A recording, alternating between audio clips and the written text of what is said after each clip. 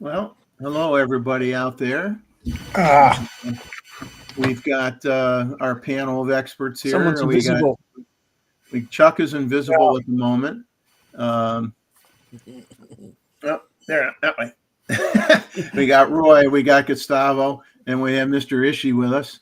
And we have plenty of things that we're going to talk about tonight. We have a special presentation on the Gustavo, as you know, went on vacation to Japan. He's going to do a slideshow later on about the Nikon Museum, and then Roy's going to be talking about all the variations of the F3, of which he has all but one, and I think the one he doesn't have was only sold in Japan, if I remember right.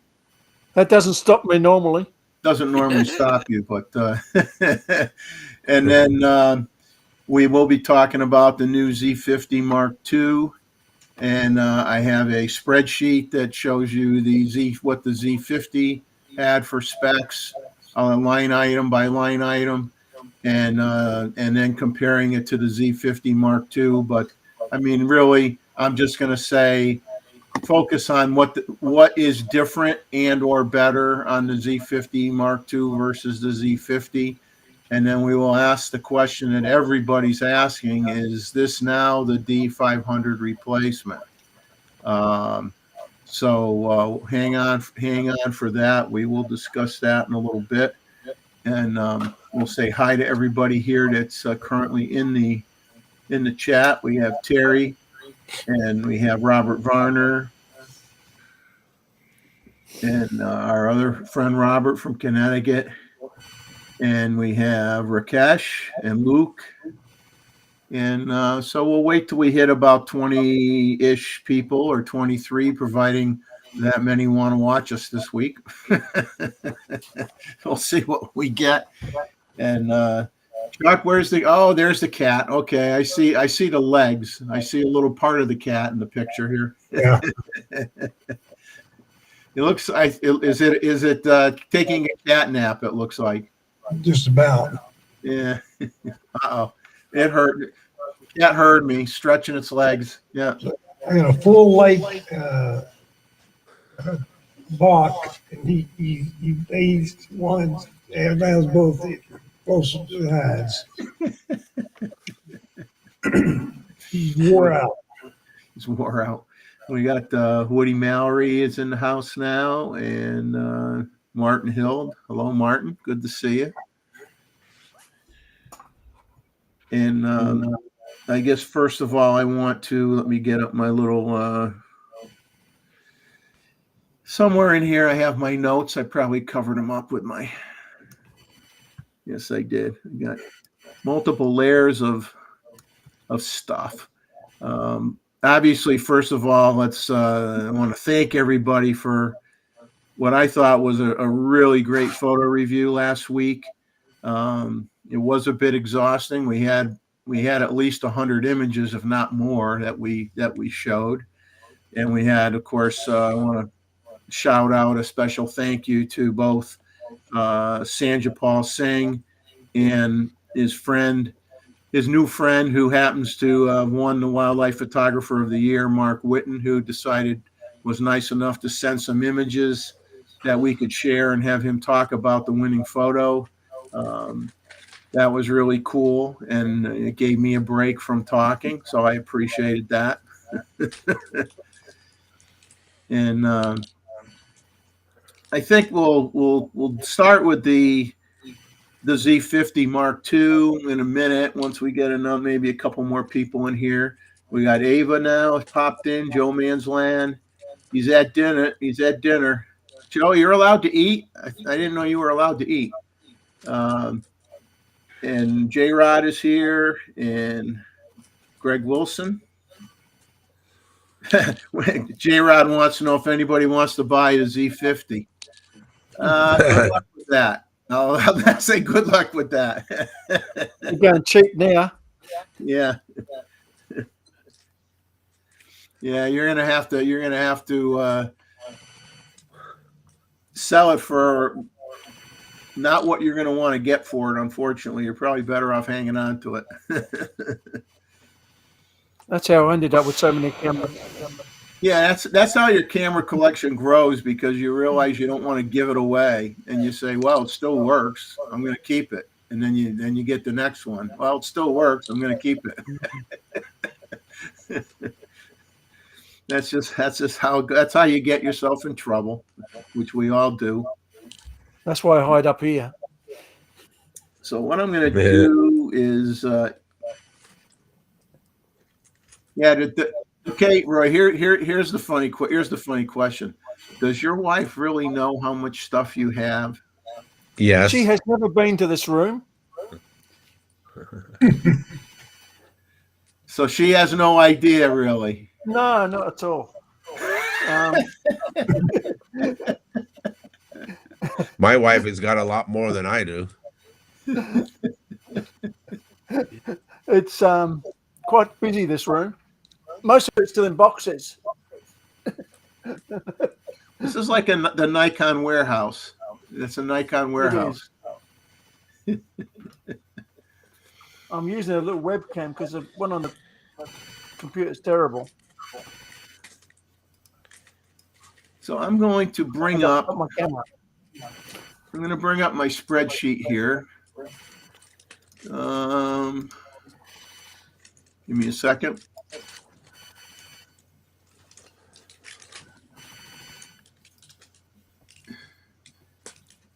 Good. So what I'm going to do is I added a column for this D500 as well, but I started to fill it out, and then I said, well, I'm just going to do a summary on that because, it'll make sense why I didn't fill in every single line on here. But first, we'll just start with the Z50 versus the Z50 Mark II. And for those of you that own a Z50, you're probably saying, well, should I update it? And many of you probably already have. I mean, I'm sure if someone started out with a Z50, they may have already by now bought a Z6 III or even a Z8.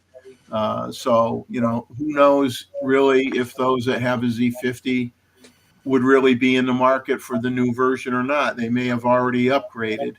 But basically the sensor is the same. And if you've watched Richie's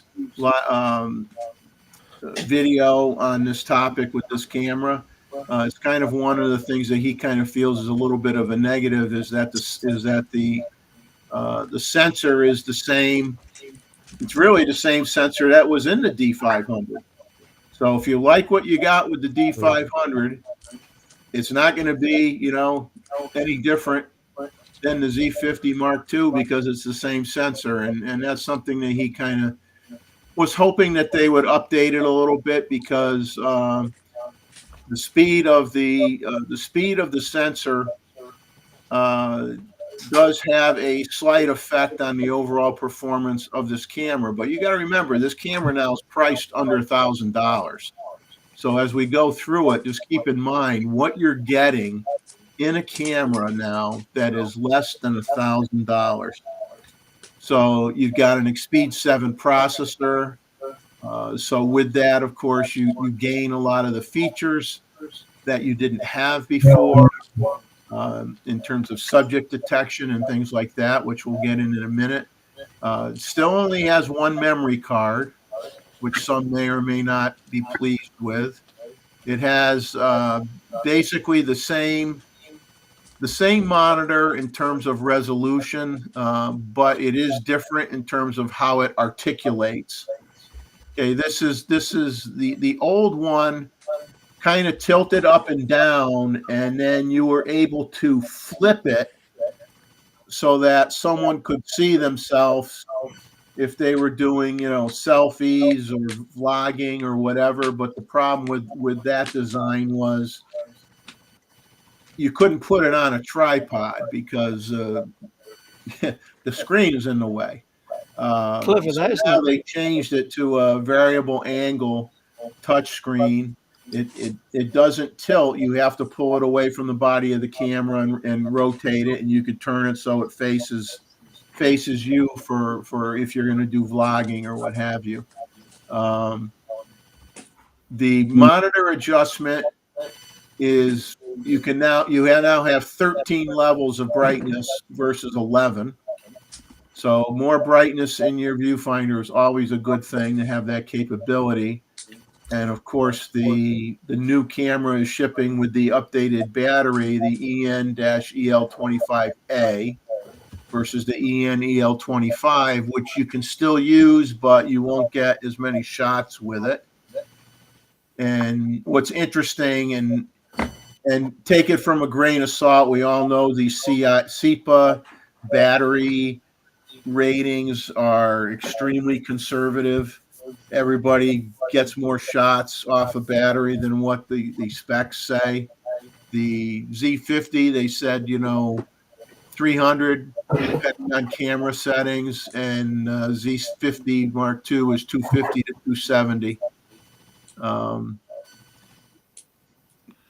The only other thing now difference is there is a size difference. Okay, you went from, they're both the same width at 5 inches, but height wise you got 0.2 inches taller and 0.3 inches deeper. So it's a thicker body than what you have with the Z50. The grip is more pronounced. So that's something that a lot of people will like, is that it's especially if you're gonna use it for, say, wildlife shooting, where you're going to put a big lens on, having a beefier grip is going to help you out if you put a bigger lens on it. It weighs 17.46 ounces versus 14, so obviously it's a little heavier because it's a little bigger. It does have sensor cleaning as well as the dust off reference, whereas the Z50 did not have sensor cleaning. You also have now, because of the advanced features now in this camera, and like I said, with the Expeed 7, you also have high efficiency star, and you have regular high efficiency options for your file. It's 14-bit RAW, whereas the Z50 was 12 or 14-bit, but this is 14-bit NEF RAW with high efficiency star and high efficiency options. And of course you have JPEG, fine, basic, normal. And you also have HEIF files, which you did not have HEIF capability with the older camera. You have, let's see, you have this new button on the top of the camera on the right-hand side near your shutter release, and it's called a picture control button, and it has 31 built-in presets. So it gives you a quick way of changing the look of your photo. Some people, I'm sure, people that are going to use it, if they're going to use it for content creation and vlogging and things like that, they're going to find that to be kind of handy. They're going to like it. The viewfinder itself is the same specs, but you do have additional brightness capabilities with the viewfinder, the new viewfinder.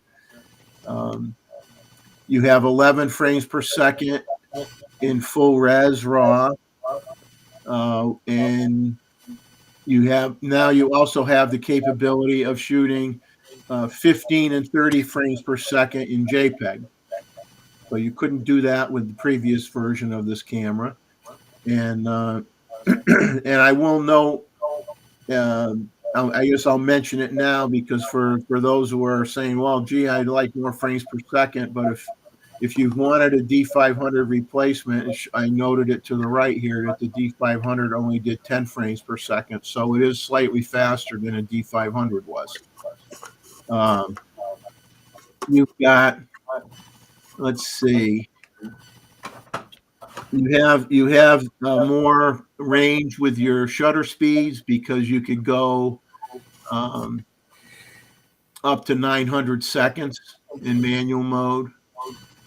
And your electronic shutter can set speeds up to 1/4000th of a second. And you do have a pre-release capture on this version of the camera, although, as is typical, it's JPEG only. Gustavo and I are still waiting overly patiently for them to finally allow us to do that in RAW.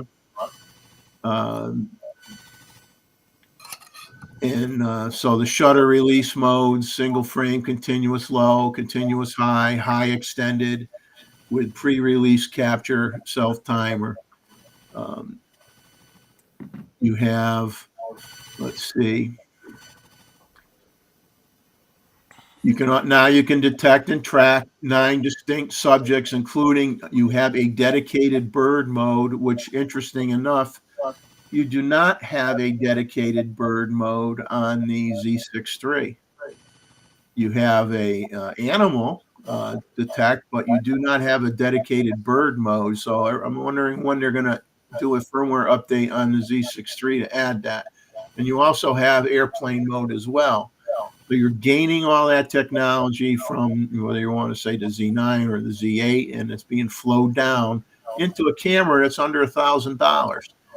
Now, they still have a scene mode on the camera, but it is not as many options that you had in the previous version.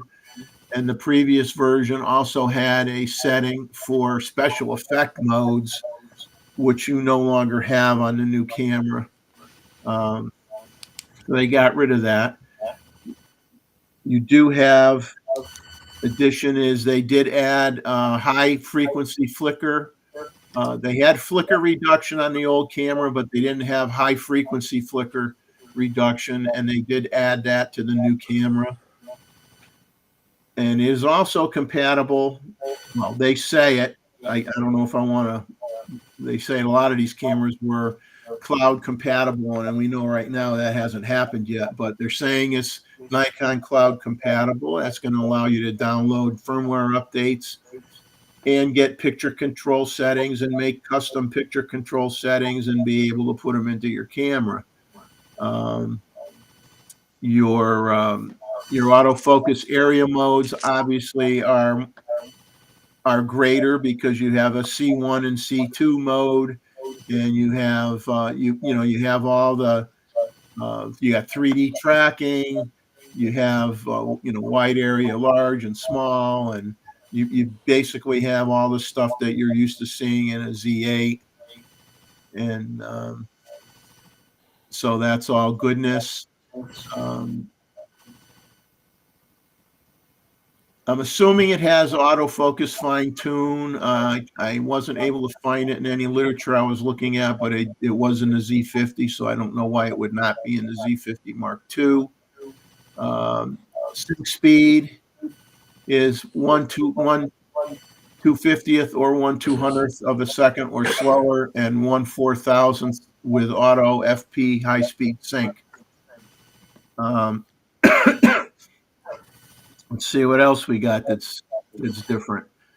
Your recording time is greatly improved. It went from 29 minutes and 59 seconds to 2 hours and 5 minutes. So that's a significant improvement with your recording time. And like I said, you now have the choice of your video compression. You have H.265 HEVC, which could be either 8-bit or 10-bit, and you have H.264, which is 8-bit. So you now have 10-bit for your video, which you did not have in the previous version. You only had 8-bit. And if you're shooting 4K, it's actually 5.6. It's 5.6K oversampled. You got 4K 60, you got 4K UHD 30, and you have 120p slow motion and full HD. You have built-in stereo or external mic with attenuation option. What's different from the Z50 is you also have frequency response and wind noise reduction adjustments, which you did not have on the other camera. In your movie ISO and manual mode, it's only different because you can also do you can do 1/6 EV, 1/3, and 1 EV increments, whereas you did 1/3 or half EV on the previous version of the camera. You now have N-Log and HDR, HLG video, which you did not have in the previous one. You have waveform display. You have, when you're in record mode for video, the whole frame turns red, whereas the previous version, you just had a red dot that lit up in the viewfinder that said you were recording, but you weren't able to have the whole frame illuminate red. And you have an extended shutter speed mode in manual that you didn't have before.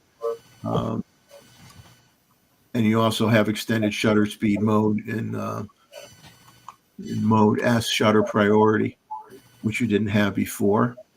And you can view your recording information via iMenu, which you could not do before. And you have the high-res zoom function as well. And let's see. And that's it. And the price, you're looking at $909.95 versus $759.95, and I'm sure soon to be dropping for the Z50. And then when you think about, okay, is this the replacement for the D500? So I thought about this a lot, and I started, putting down some features that were in the D500 column here, and I just decided to just kind of summarize. Basically, in reality, the only advantages or differences of the D500 versus the Z50 Mark II is that it has a full-size HDMI connector, not the mini one. It still has a 10-pin remote for those who want it, but most of the cameras now don't have it anyway. You also have a flash sync terminal, a larger battery, obviously, in the D500, and more importantly to some people is you have 2 card slots in the D500, and you only have 1 card slot in this camera. Now, regarding the video specs, autofocus capabilities, subject tracking, and general autofocus, the Z50 II wins hands down compared to a D500. There's no comparison at all. And so basically, if you can live without 2 card slots and survive with an SD card, then this may be the best deal you're going to get to something that overall exceeds the capabilities of the D500. Now, per Richie and others that I've watched videos on, the autofocus performance is not at a Z8, Z9 level, according to some, but that's because the sensor itself is a great sensor, but it's very much outdated. And so you have a little bit of restriction with speed with data going from the sensor throughout the rest of the camera and processing that information. So sometimes, like if your little square is following that bird in flight, it may sometimes not catch up. But when Richie was using it, it seemed to do a pretty good job. And even when he thought maybe the shot might not be in focus, it was in focus. So there's just a little bit of lag time, possibly in certain conditions, between where it's showing your autofocus point versus the screen might not be able to keep up with actually what the camera's doing. But he got good results with bird photography for those who want to use it for that, which I'm sure people want to do. The price point, you can't beat the price point. My only beef is, man, if it would be like a super no-brainer if they added a second card and a little bit larger battery. But I think if this camera sells well, who knows? Maybe that'll entice Nikon to maybe come out with one more version. But I'll tell you, if you want a D500 replacement, I think you're, in many ways, you far exceed the D500. And the only thing I can't say is, because I don't have a D500 in my hands, I don't have a Z50 Mark II in my hands, is there is a significant weight difference. Let me go up to the weight. I did write that down. Yeah, the D500 weighs 30 ounces versus 17.46. So, whether you want to say maybe the camera's not as robust or as well built as a D500, I don't know. I can't say. All I can say is the D500 was heavier. Doesn't mean that the Z50 Mark II isn't gonna.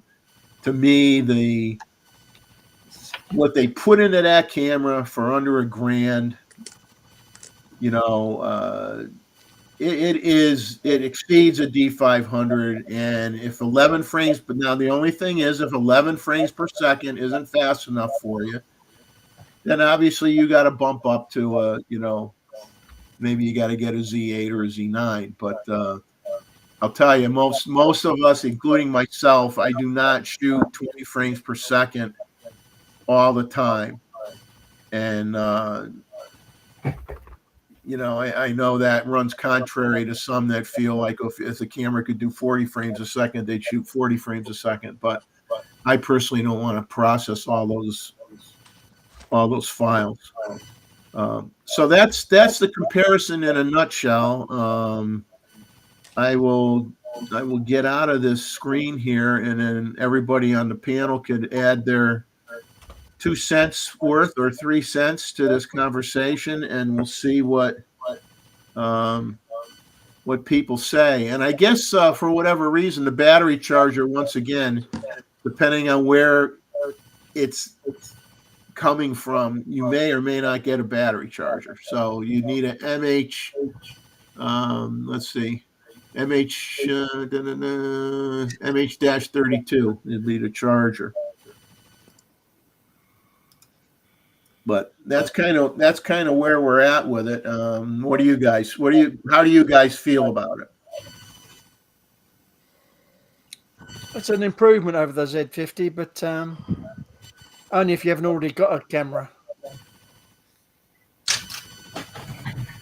Yeah, I mean, I know that, like, even David Moots said, that he would get an APS-C camera if they came out with something that was, comparable to a D500, and for under $1,000 to have that as an option in your bag, or if you're someone, not everybody can afford the long glass that you have to buy for a full frame camera. And they could get away with buying the 400. They could buy the 400 or the 1-400 zoom, and they're going to have enough range for anything they're going to shoot. So that is an advantage for them with having the APS-C camera.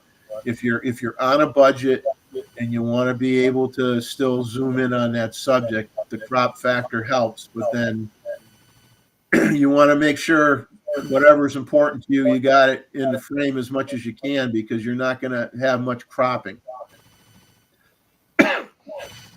So that's always the negative, especially if you want to do large prints. But I realize nowadays very few people seem to make prints anymore. Yeah, it's a shame. It's nice having prints. My issue for me to have as a DX camera, right, is that they didn't update the uh, uh, uh, megapixels. I would have liked to have a little bit more megapixels in the DX camera, and also that because it's not so fast in record, probably because it's the older sensor, uh, it will suffer from rolling shutter in electronic mode. Correct. So you are forced to use your mechanical shutter all the Yeah, time. yeah. You're going to be using the mechanical shutter a lot. Yeah, Yeah. but I think look at the But under price. $1,000, $1,000. I mean, holy moly! exactly. Good for a camera. It's a great value for money. Yeah. So, John, what is your opinion? Yes, sir. Well, I think if for $9.95, you can't complain. I mean, No. it does more than the D500. Even if I'm sure it's robust enough. And you start putting, like for $1,000, you put your 600 on there, right? Now it's 1.5 and the other lenses, and just put it in your little bag just in case you need the 1.5 crop. Well, there you go, Yeah, right? exactly. It's almost like a great accessory, That's true. Yes. right? But it's nicer than a keychain though. Well, yeah. I mean, it's a lot. It's almost, you buy a TC, two TCs is going to cost you almost as much as a camera. Yeah. You buy an FT, right? You buy an FTZ, and a TC, right? And you're there. Almost. Yeah, exactly. So I think it's a good deal. Yeah. We'll see if. I mean, I hope it does well. What's kind of a little disappointing though. It would have been nice if they could have surprised everybody and along with the camera announced a new lens to go with it. But I guess that's asking too much. Everybody wants all these specs. They want Z8 specs for $9.95. Well, that just ain't gonna happen. Yeah. But someone that wants to do wildlife on a budget and get good results. This camera has their name all over it. Yeah, it's a no-brainer. Yeah. And if you shoot JPEG, what's it shoot at JPEG? 30, right? Yeah, they'll do 15 or 15 and 30. Yeah. Well, there you go. I mean, come on. If you can't nail it at 30, you don't need RAW because you're just going to upload it on social media 99% of the time. So what? So Better with this dynamic launch, range. with this launch, what do you think about the lineup, Chalk and others? Do we complete the lineup now? Is it ready for the next generation and all the cameras again, or? Yeah, it's because they're taking. It's got. It's a.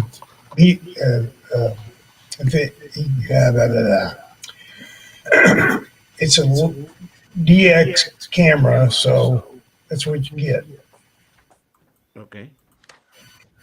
I mean, now I know Chuck is salivating, waiting for a Z9 too. Yes, I am. Because I could read his mind. I could tell. I could just tell. Do you think that the C7 III is now dead for good?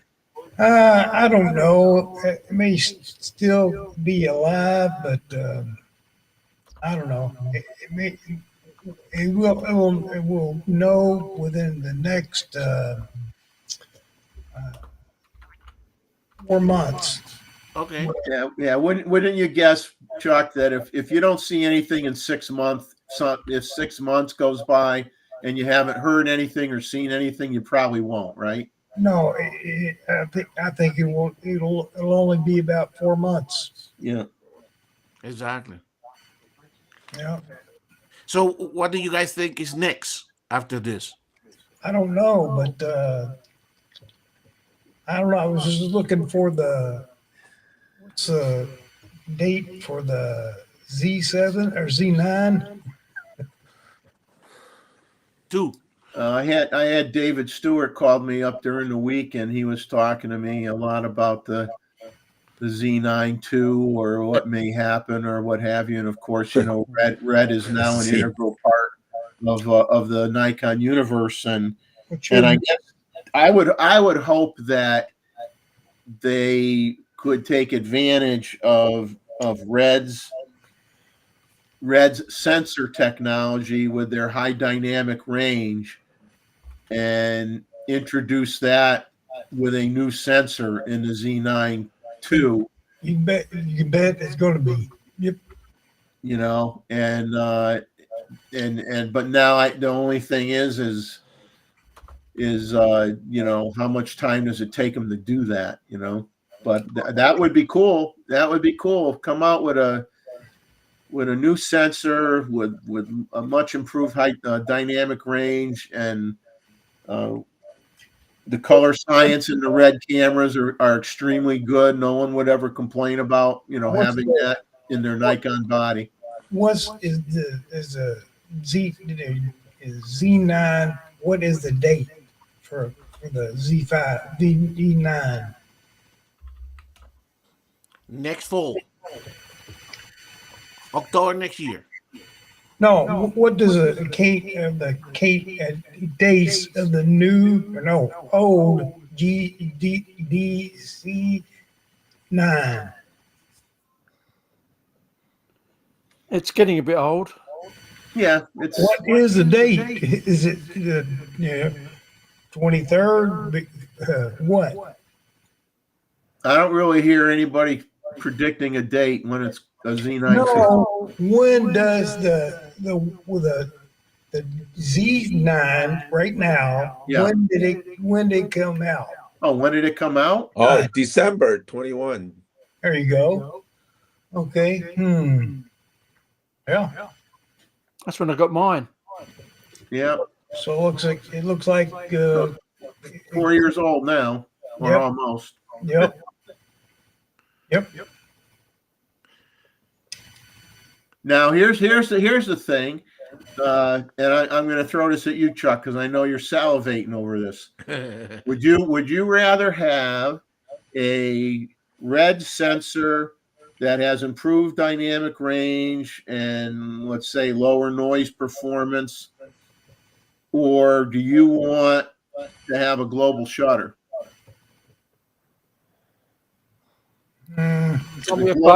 Is a global shutter really important to you? If they use a red sensor without a global shutter, is that going to kill it for you? I think no. Whatever. I'll go for the Z9 II when it comes out. Even if it's 24 megapixel. Nothing wrong with the Z8, Z9 now. That's right. And the Z9 or the Z9 II will be another step in the beat rate regimen, whatever. Yeah, I mean, they got to do something more than just. Yeah, but They got to add something that stands out. You don't want it to. You want it to be a revolution, not an evolution. now you would still everybody still wants a Z500. Like today, like the old 500. They'll never get an old 500. I mean, like any of these cameras now, far outperform it. It look, they said that with the ZF. Somebody got one, or they I got one. I love it. I love it. You did, yeah. So I love it. I think I guess there's enough of them out there that will pay for one, and they get it, and get the, It's But not, I don't use a Z. I don't use my ZF in the same way I use my Z8 or my Z9. well, but but everybody thinks that the Z500 will be for a long lens. That's what it's about. Anyway, let me shut up. No. You don't have to shut up.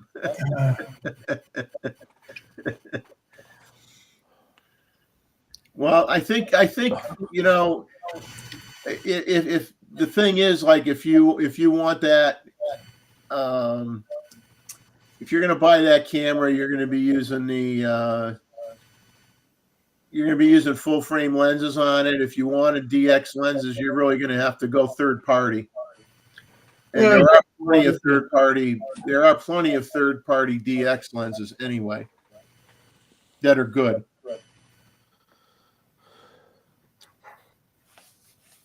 So it'll be interesting to see what people do.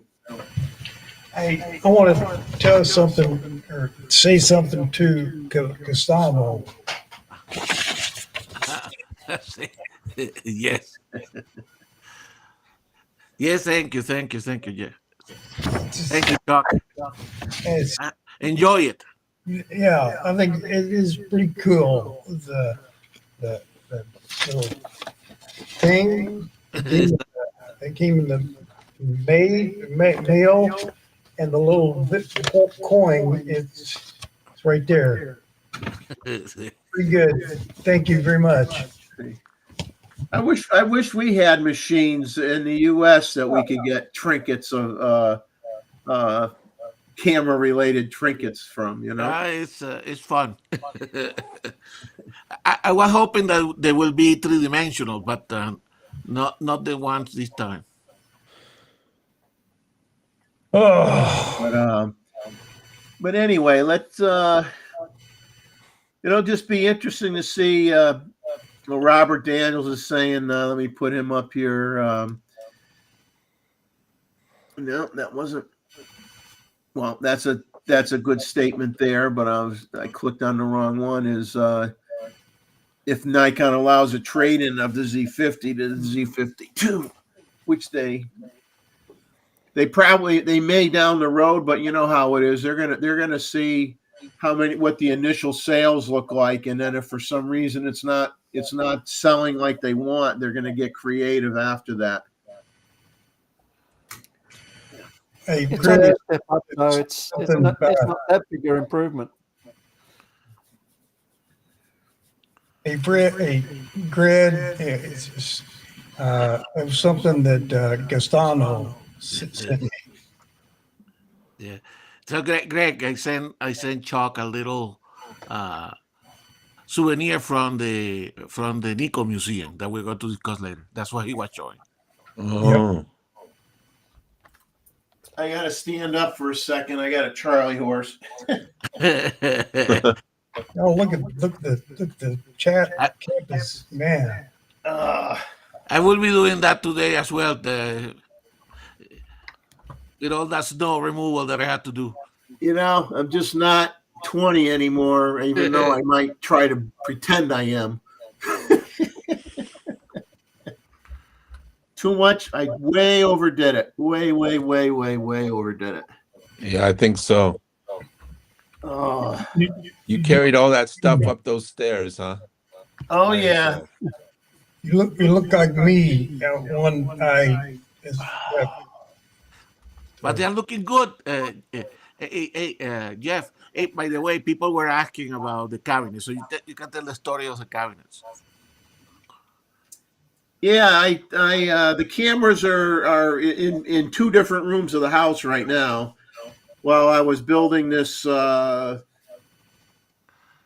modern and aesthetically pleasing cabinet to display my cameras, so I still got a few adjustments I got to make to it, but probably by next week the cameras will be in there, so you'll see it full of camera gear. So it's nice that I have. Let me move out of the way here. I do have some drawers that I could put camera tidbits in, which I always, never have a place to put extra filters and cleaning supplies and stuff like that. They always end up in a different location or in a box somewhere. And at least now everything will be together and organized, and it'll look good. And my wife's happy. She says she didn't really like the cabinets so I directly behind me like I had them. But in reality, they were there. They were there at the time when I actually had a bed in this room. I eventually got rid of the bed. Now I just got to get rid of the dining table here. You see, and then we will. It'll be fun. By next show, it'll be full of cameras. You like me, Jeff? I had 3 weeks ago. I got some stack ups for my trucks, and I went out there and put them on, and it took 2 days for me to put those stupid things on. And then I was down at the ground, just in about for about a week in time. It was just he's well, I'll leave it on. God, you can't get this, man. No. You're doing good, Chuck. Don't worry. This is your Don't time worry. to practice here with us. The Yeah. 800 right now is on my Z9, which is on my tripod, which is out of sight in a different part of the room right now. That's where the 800 is. I just leave it on the camera and I put it on the tripod when I get home, and then I take it off when I go out in the field, or sometimes I switch it up and go out with the 600 or the 180-6. But been using the 800 lately because I've been trying to get some small bird shots, and the extra reach of the 800 really helps where you're far enough away where you don't spook them.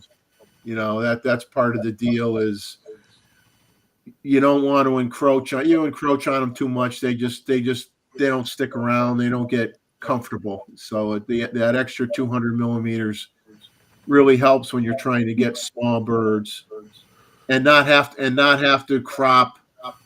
You're always going to crop them anyway because they're small birds, but I mean, you could still get a good size print. And Martin's saying that he got his Z9 3 weeks after he ordered it. Well, I got lucky with mine. I mean, Roy got his real quick, but I think I got mine within 4 or 5 weeks after it got announced, so I wasn't complaining. Yep. Yeah, and we're the lucky December 24th. People's. But the going back to the C50 II, I mean, that camera now, we got under $1,000 all the way to the C9. It looks like a good lineup now, correct? So I think there is choices for everybody, for every budget, okay? And so I think we're in a good place. I mean, we're not talking lenses. They still have they still need to come out with some more lenses. But in terms of bodies, I think they're now at that point where if they are going to come out with a body, it really should be an upgrade to the Z9. That should be the next. That should be the next thing, I think. I've heard they're working on it. I'm sure. I don't think they're in any hurry though. Well, you know, they got to. You know, don't just put some stuff in the camera that is like not a big deal, and then just throw it out there to throw it out there. I mean, you got with what Canon put out. Love it or whether you like it or not. I mean, the R5 II and whatnot, the R1.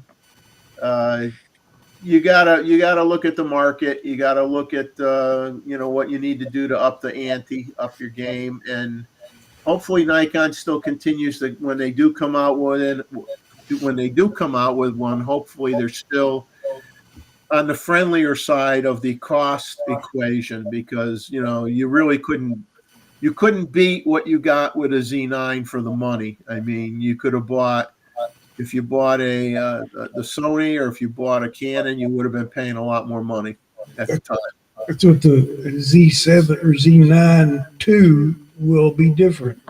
Yeah. Yeah. Well, unfortunately. Yep. J-Rod's taken off. Well, if you're already gone, I'm sorry I didn't notice till now, but have a good night. Thanks for popping in.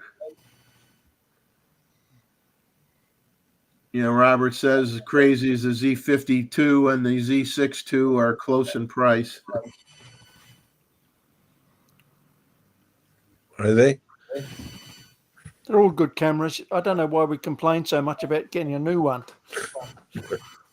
Yeah, it's well, we didn't have everything that we're getting now. We were complaining with just a Z7 or Z7 II and Z6 II, and yeah. Still good cameras. they've come a long way. They've come a long way in a pretty doggone short amount of time. Yeah, they do. They have, yeah. And now I do, even though I shoot wildlife, I do feel bad that they kind of really spent a lot of time trying to make sure the nature and the wildlife people were happy at the expense of maybe people that shot other genres of photography. And I kind of wish they mixed it up a little bit for them. But like I said, I still think Roy brings it up. We talk about it sometimes after the fact. They what is it? The Canon's got what, a 10-20? Is it, Roy? That's really nice. Yeah, 10-20 f4 full so frame length zoom. They need to fill in. I want one. Some wide angle prime requirements and a good zoom lens. That has that goes really wide as well. Yep. Irzio, he wants to know when will they bring about red camera for videographers. Yeah, I think it could come next year. Yes. Well, I think the way you worded it is a little, could be taken different ways. I mean, they'll come out with a well, they're owned by Nikon now, so I guess they'll come out with a red cinema camera that uses the Z mount. Yes. That's something they could do relatively easy. You get a couple have already started lens and replacement. So yep. Yeah. The thing is, you could use a mirrorless camera as a video camera, but they're not as suitable as a real video camera. A real video camera disperses the heat better, and it just works better if you're doing just video. But see what comes out next year. Yeah, to me Power that zoom's me interesting. if you're doing what someone like myself does, I am more than content with what I have. If I wanted, if I was gonna like say, oh, I'm gonna do a something I'm gonna try to sell and get out there like a 30-minute show or something, then no, then you're gonna have to invest the money and get the higher tier cinema gear than what you would get now. But I don't need something like that personally. I mean, for YouTube content and stuff like that, that downsizes whatever you shoot anyway. So it's You like, don't, but there are a lot of people that do. you know, I think the new power zoom tell us what is going to come. Correct? That's right. Yep. Agreed. It's already coming. Yeah. Yeah. You see that yellow golden ring and the other side of the lens. That tells me that this is going to be for all the good Yeah. video lenses. Yep. What's the idea of having the gold ring at the wrong end? Well, to differentiate. Yeah, I'm going to be putting the lens on backwards. videographers and photographers. methinks thou protest too much.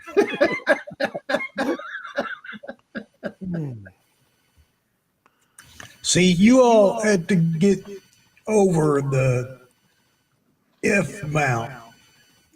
It's gone. You got to get with all the weather, new stuff out. I agree. Be interesting to see a whole range of power zooms. Yep. Yeah, videographers use mostly zooms. Correct, Roy? Yep. Yeah. Videographers also like a lot of manual lenses. Yeah. But only for people that are Professional. it's big time hanging on, but not with the new stuff. Yeah. The small productions probably will love to have this autofocus, and the big productions will still use the manual lenses. Huh? Yeah. They want to control it totally. Yes. Well, the thing is, they're afraid that I think what'll change their mind is if the quality and the effectiveness of the lens, if it's really, really phenomenal, eventually they'll start. They're scared that it's not going to do what they want it to do. I mean, and I think once some stuff goes out there, and it's going to have to go through its christening, and people will review it and people will use it, and I think eventually it'll take a hold with some of the other people, but it's going to take time because they don't like change. I mean, they don't want to change the way they've done it for decades and decades and decades. So that change will happen, but it'll be slow for some people.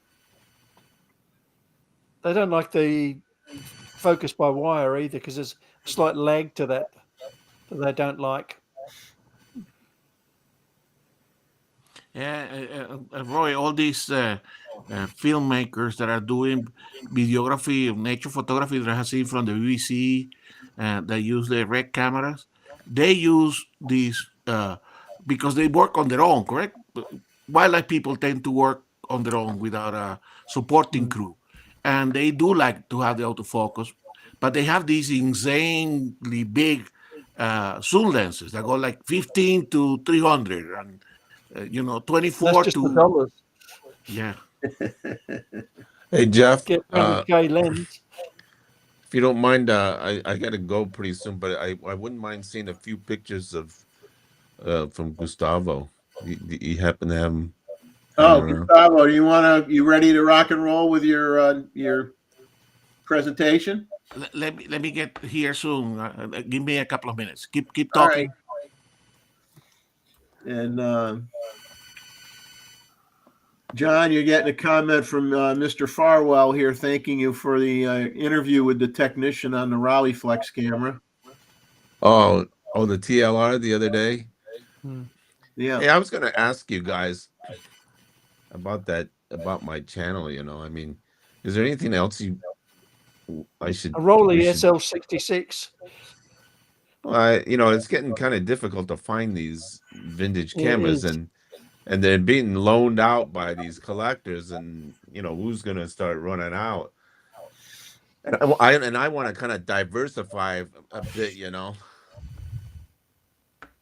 Not that I don't mind all these old codgers on there, but Well, you know, you could do a video on because you've gone there a few times and the weather conditions can be brutal. Is to do a video on how you prepare for a trip when you go to Morocco. okay. You know, and the temperature variations that when you go there, and yeah, and you know how difficult it is because you know they do have those tours. A lot of those touring companies, photo tour companies, offer that experience with the eagles. You know how they train the eagles, Yeah. and stuff like that. But you've done that. You've captured that. You have pictures of that, and you know maybe it'd be interesting to talk about some destinations that you've gone to because many a place that you've gone to most of us have never seen. Oh, okay. So it would be interesting to see how you prepare for a location like that, and how you pack what you bring with you, and then show. Well, that's a good idea. That's a good idea. You got. And then I can prepare for, you know, the future. Yeah. You know, for the future, for you know, future. What do you call content for Chuck's shows in the future? Yeah, that's okay. Yeah. Yeah. Okay. Because Good idea. you know, I'll probably never see that. I mean, I see it in photographs other people take, but I'll probably never get there. Okay. How we get the behind the scenes. Yeah, Correct? like behind the scenes with John Ishii. You know, and like Gustavo going to Japan, you know, would like to know, okay, what do you take? You know, Yeah. things like that. Let me. I'm going to because I'm using Safari, and it's not letting me share. So I'm going to step out, John, for a second. Go back Yeah. again, Jeff, Okay. and and see if we can get the Google Chrome working. Okay. I'm Okay. coming back in a second. All righty. This is a funny comment. Although to be honest with you, I never watched The Angry Photographer, but I didn't realize that that I'm like in the alternate universe version of him. Hey, that guy, you know, I bought quite a few lenses because of his recommendation, and he was. I you know, agree he with was most of right his on. recommendations. Huh? I agree with most of what he recommended. Yeah, I mean, guy was damn accurate. And then the prices of the secondhand stuff, the AI lenses went up because of him. And then he just started going weird and going sideways. And then what? He must have done something funny with one of his magnets. Couldn't even pronounce the words he said. He wasn't very good at physics, though. Most of his physics stuff were way off. I'll throw up a few comments here that I did not see while I was looking at my spreadsheet. And I agree. I hope to me that's now a camera that's going to entice people on a budget. Yeah. And they can't complain about what they're going to get out of it. You know, I mean, I think they're really going to like it. It's a good first camera. Yes, very good first camera. What, the Z50 II?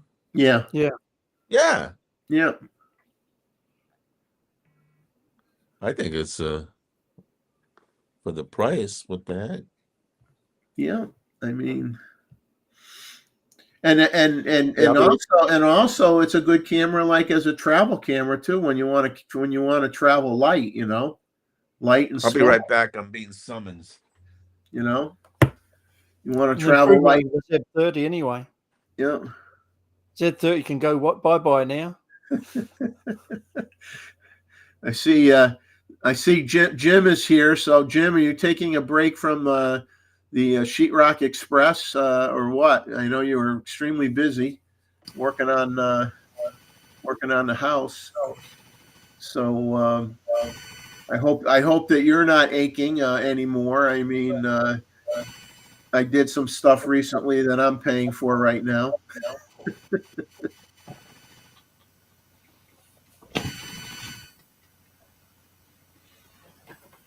It really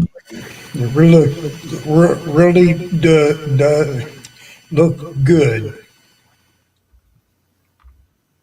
Gustavo, where are you? Let's see.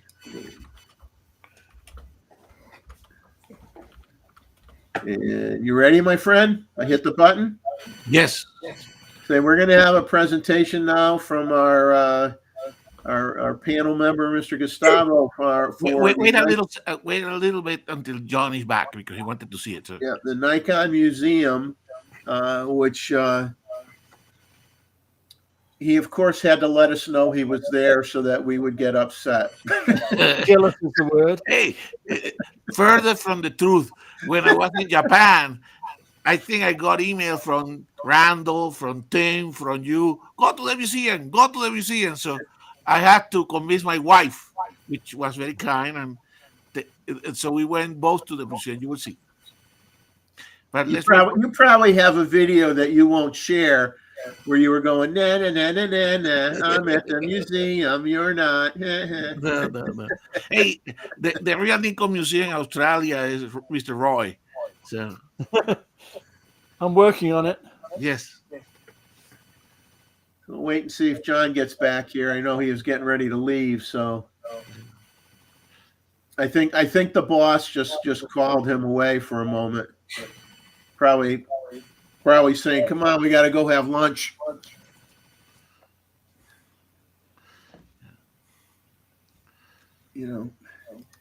But it was a good idea, guys. And as I said, I think it was my wife had a good time, and it was a good outing. You will see, got some good pictures. Well, while we're waiting for John to come back, I'll just throw out a I talked a bit about the looking at Nikon. Oh, John's back. I don't have to go off track here. John, Gustavo's ready to share the Nikon Museum with you. Okay, great. So Cool. Here we go. We'll get it on Can't wait. We'll get it on the I haven't seen screen. a new one. I'm looking forward to this. We'll get it on the screen. Yeah, me too. We will make it. I only saw the petapixel fellows go. Exactly. So you can see it now. Yep. Yeah. So this is at the entrance. So I visited the October 16. I think it's only like a week and a half after they open in the new headquarters. Right. So this is a little bit of orientation. So you can see here, my wife and I just at the entrance of the museum, and then you can see on the map here how the layout of the museum. Correct. So you get an entrance which is downstairs from the main floor of the headquarters, and then that sign that I showed you before is at the proper entrance. Now, a disclaimer here. Remember, I'm not a collector. I'm a photographer, but not a collector. So I'm sure that many of you will have done a much better job at doing this. And actually, at the end of this, I'm going to bring some of the pictures of the F3s in Photoshop so that we can discuss a little bit of the different F3 models that Roy has. So the first thing you can see that here are the star on the map is the different stages of what I show you. So you get to the entrance to a cabinet that shows the how optical glass get made, and then you get first into the industry hall, correct? And actually, the industry hall was actually very interesting. And then from the industry hall is where you get to the actual consumer, what they call the consumer, and you have that wall, that long wall here.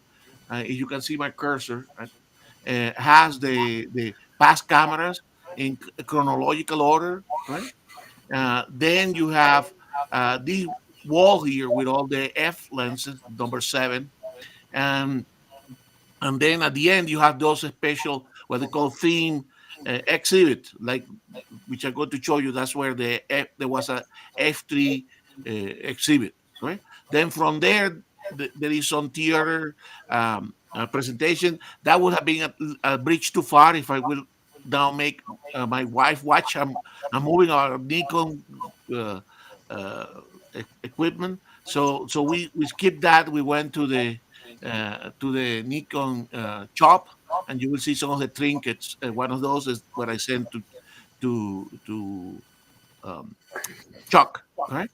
So that's the way it's organized. Correct. So you enter through the industry, you go to the consumers, which is the portion that we are the most of the cameras. They are arranged in chronological order, and you exit through the Nikon shop. Okay. They always make sure that you got to go through the gift shop before you can leave. Well, that is you. I mean, that's so common in Japan. All the Yeah. you know in all the museums you had that one, but in Japan everything had these little trinkets. We're going to talk a little bit about Yeah. it. So this is the first exhibit that you see, the making of the optical glass, correct? And you can see they're still working on it because there is a lot of empty space yet, but you can see it goes through the process of the grinding of that special sand, then the furnace, and then all the different curing and perfection until you get the kind of glass that they get cut in pieces in preparation to make the lenses. Then from there, you get to the industry hall, right? And the industry hall, now in this new museum, they have that optical glass ingot, which I mentioned last time. That is actually one of my favorite things that I saw in the museum, because that ingot, which measured about a meter and a half, something like probably, you know, uh, 6 feet, no, not 6 feet, but probably about like 4 feet, 4.5 feet long, is clear as air. I mean, and then I also had the bonus that we got, that I got one of my fun pictures of the trip, which is to be able to photograph my wife at the other end of that massive piece of glass. I mean, it's amazing. That's worthwhile. She didn't like. She allowed me to share this picture with you. She didn't like that I photograph her that sort of way, but she was fun on the trip on that. Okay, so that ingot of optical glass is a fantastic thing, right? Then from there you get to all the parts of the industry um, displays. Obviously, you have a lot of microscopes and surveying equipment, telescope. Uh, there is a special section at the back for binoculars, but this front end, the industry portion, is quite interesting. They show all the new machinery that they use to do the uh, opticals of the engraving of the processors and chips, correct? That they devote quite a bit of that. So this front end, which is the industry part of Nikon, it is quite fun. Then when we went to the so-called the consumer hall, which is where all the vintage and new cameras are, correct? Then you see there was a big VIP group of Japanese, so I couldn't get through through the camera. So I went first to see the kind of a couple of displays of the Nikon Origins, where they show some of the pre World War II uh, uh, um, equipment, including some of those kind of surveying systems, those special binoculars for the trenches, where you can also make use it for artillery, correct? As well as some of the glasses for aerial photography and binoculars, correct? That they did for the military. So this was quite interesting portion as well. Then, because I could not see the progression of the cameras, I went directly to the so-called theme exhibits, correct? And there were three theme exhibits. One for the F system, which, as you know, started in 1959, right? And here is the kind of the cabinet, the full cabinet on the left side, and on the the right photo is a close-up of portion of that cabinet, correct?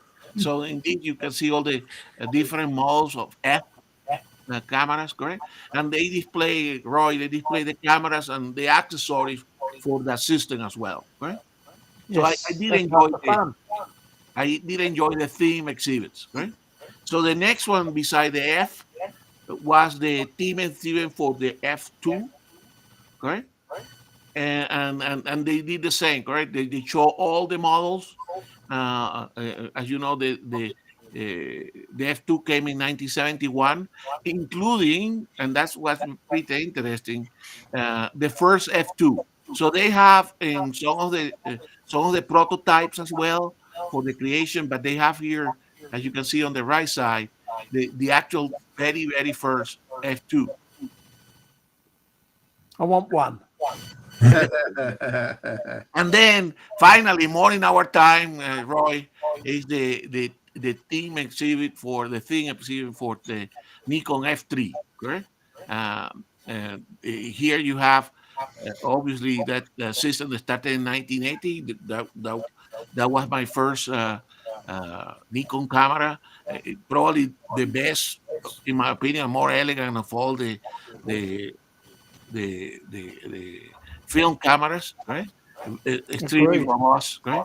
And I'm going to here on the right. You can see here all the access, some of the a close up of some of the accessories. This is a close up of this area of the exhibit, right? How they integrate with the motor drive and the data back, okay, and as well as with some of the flashes of the time. And then what I particularly wanted to show you, Roy, is this middle portion here where they have all the models, correct? Which is this next photo here, correct? So you can see they have the first. Oh, I'm sorry. The first models of the F3. F3. Yeah? I've only got 6 of those. Only 6.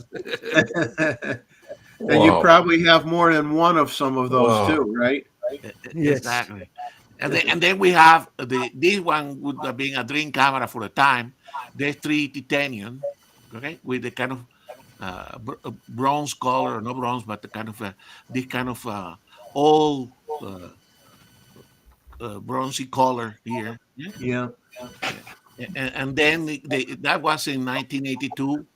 And then on the other side, you can see at the same time they came with this. This is already they came with the Nikon high point, the high endpoint finder. This is actually the model that I have. Obviously, not with a data back, right? And from that, they progressed into the DE4. So they have all these different denominations, right?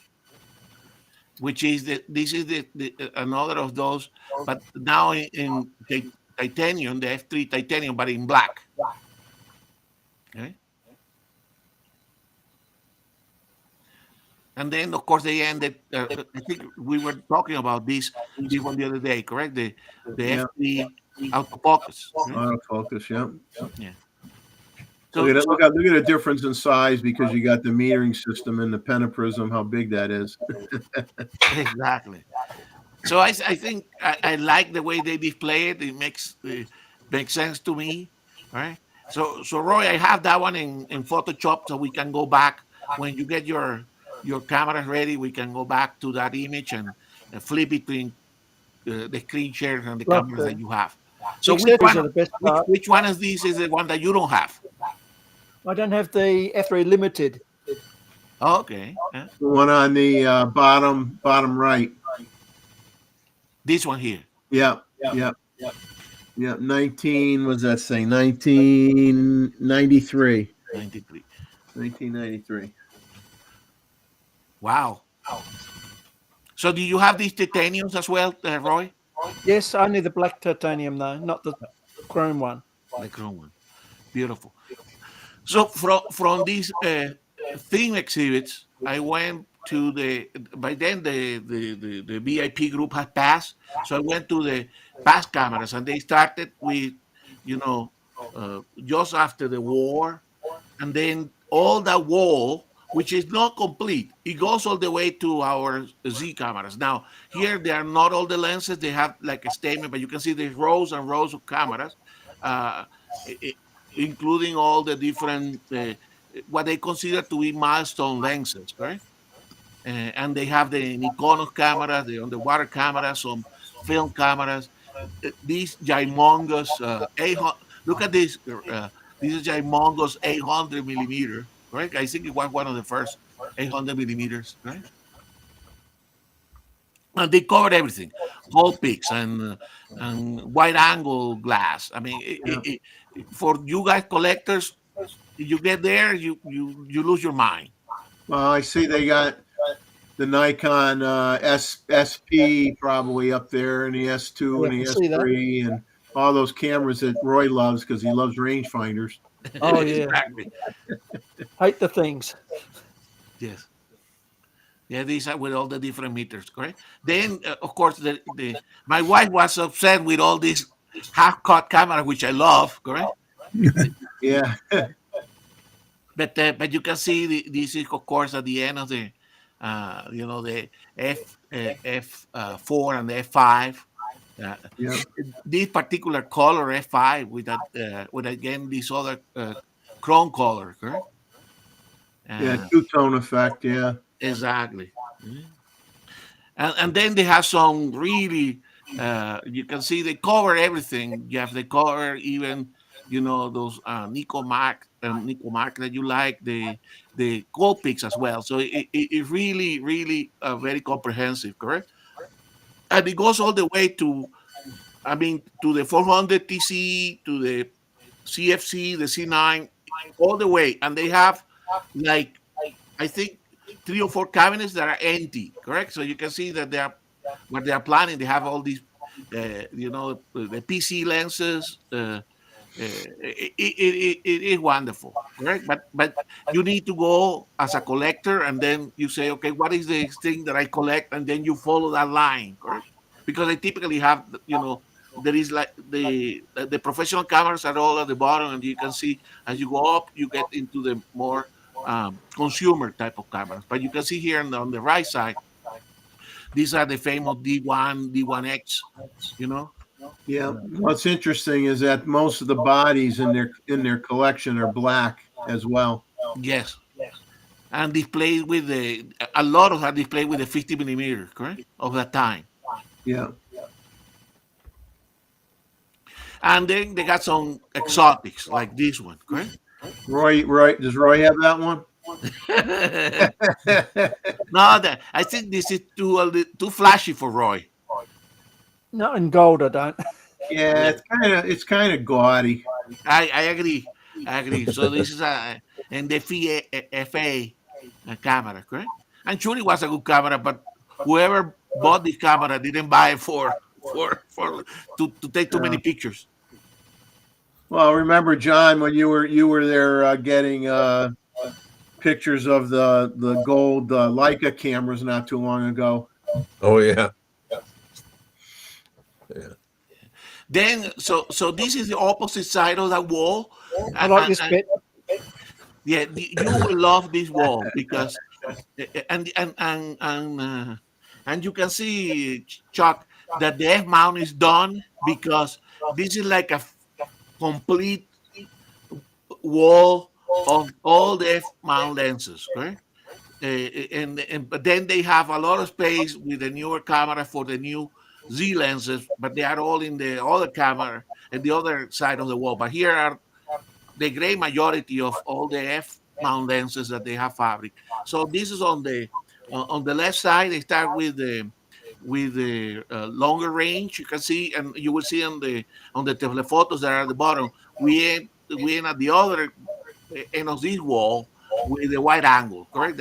That's the portion that I'm sure that Mr. Roy will be very excited to see. Correct.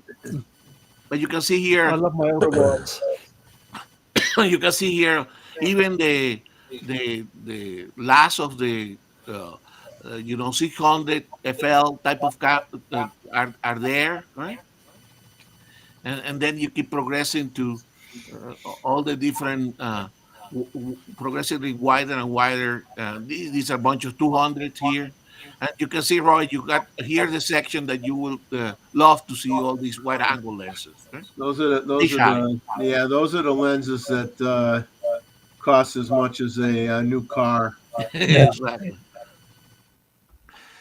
So from there, I mean, there is a couple of other walls with the professional cameras and professional exhibits, and there also a wall of binoculars, which I didn't want to show here. And after that, you get into the gift shop, correct? And for those that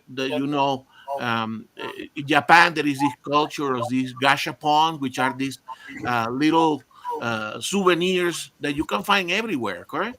With trinkets that come into these little balls. So obviously you can there is these dispenser machines, and you put your, I think it's 300 or 500 yens, and then you go around and you get but by chance some of this. So you can see here there is some C9s, then there's some older F3s and the ZFCs, and then of course you can collect some of the Nikon Museum manuals. But these gachapons are fun. You can see the kids are even in the general stores and every place that you can see the people getting to these little trinkets, and they are reasonably good quality for the value. And you can buy also like T-shirts and stuff. Actually, I ended buying more. I wanted to have some of these little cameras in three dimensional, but they were only like these key ring, which are very well made, but they're only this sort of fashion. Okay. Then after that, we went to the atrium. Actually, to get to the museum, you come from this main level and you drop down, and the entrance to the museum will be to the left. So this is the atrium, is where the Nikon employees or they made special presentations. Okay. I remember when they opened the headquarters, they showed this picture of the atrium. Very, minimalistic, nice, very nice. And there is a big, I think it's 24-meter screen in top of that for presentation. Correct. We were lucky that there were not that many people. And then a Nikon employee that was working with some video stuff came and took a picture of me and my wife in there. Correct. I think Chris Nichols showed that indeed all the tiles here of the flooring incorporate pieces of optical glass as well. So this is another of those fun pictures of the museum. And then you can see the outside of the headquarters, right? And me with my little Nikon bag in front of the main entrance of the headquarters. Right. So with that, I gave you an idea of what's going on, so we can escape from there and discuss and talk a little bit about, and perhaps share some of the details if Roy wants to discuss a little bit. Yeah, I got a question, Gustavo. Yes, Uh, you were staying in Tokyo at a hotel, yes. right? So how do you get there? You Uh, took a subway or? this is like about 10 minutes. In Tokyo, everything is close by, correct? Uh-huh. By train. But actually, on the traveling side, uh, um, obviously we could take the train, but the trains can be they can get busy at a certain time. So we end up using a lot of taxis. Okay. Oh, that's expensive. Well, it wasn't that bad. Oh, yeah. And actually, you get a good idea. You know, you travel on the ground all the time. You don't know what things are relative to each other, right? Uh-huh. Oh, So, okay. we went to the museum by taxi. It wasn't. I mean, you know, this is a one in a lifetime thing. So, so Yeah, yeah.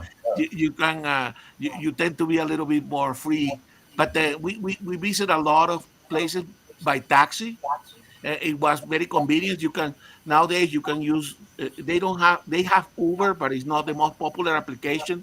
But once I got what is the application they use there, wow, it was easy just to call a taxi. They pick you there, and the taxis in Tokyo. You know, you probably have been there, correct? The Years taxis ago. in Tokyo, they are fantastic. They are like the cabs in London. Those are so comfortable, correct? So Okay. so they were Cool. now between cities. I traveled using the Shinkansen, the bullet trains, Uh-huh. okay? And those were, I mean, the bullet trains. Wow, we really need those bullet trains here in the United States. They Oh. have. I show next week some videos of the bullet trains. They are fantastic as well, correct? And they are so nice to travel. A lot more efficient than traveling by plane, correct? You buy your ticket, you go there. It's a little bit tricky when you first, knowing where the platforms are and the numbers and following the route. But once you figure it out, wow, I love traveling those trains.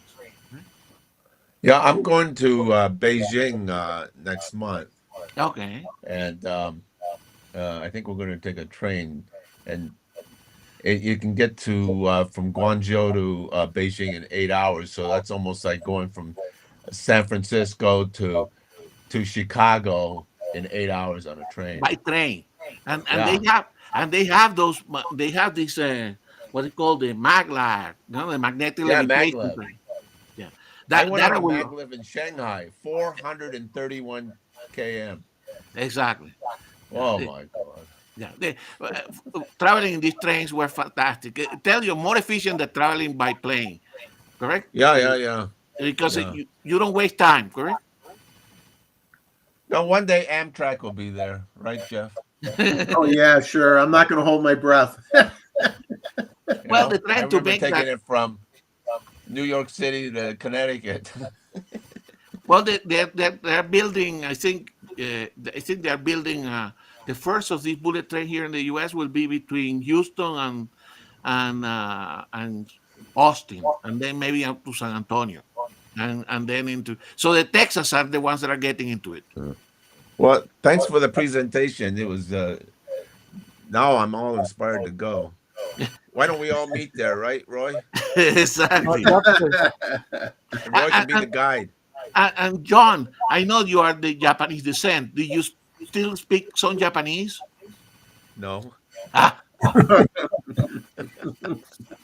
no, I tell you, no, Be- because my dad was my father was he was in the U.S. military. So yes, I was born like in at Camp Drake. exactly. Yeah, but that's. I mean, I chose some more stuff. It was wonderful. I really, No, it was really want to great. go back again. There is so many things, and John, we started in Tokyo and went to Kyoto, and then I went to the countryside. I told my wife if we go back again, I would definitely love to go to the countryside more, and maybe I even rent a car, which my wife is horrified. But I drove, on the left side in England for 4 years, so it's not Yeah, gonna. that's no big deal. No, it's not a big deal. I drive on right, left. It doesn't matter to me. Yeah, You it's just get fantastic. used to But it. No by big the way, deal. we had Tim Hunter here. Tim, you gave me the final push because Tim chose some photos Uh, from Tokyo about I think a year ago, and he mentioned, hey, I traveled to Tokyo a couple of times even with my kids, and I said, come on, if Tim can make it with kids, I'm sure my wife and I can make it there. yeah, yeah, yeah. Next time you should go to Hokkaido. Exactly. And you What? can go to Hokkaido with the Shinkansen, with the bullet train too, Sure, sure. under the It's sea. beautiful. Yeah, And you can shoot in the wintertime. They got the migration of the cranes.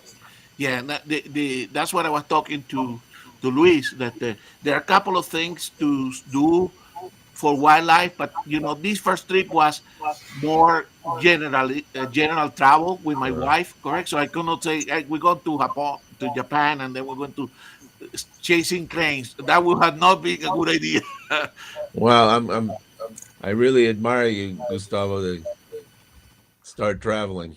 Yes, yes, that's the best. That's the best money to spend. I was telling to my wife, and this is getting a little bit philosophical here, but you know that because you're a well-traveled man.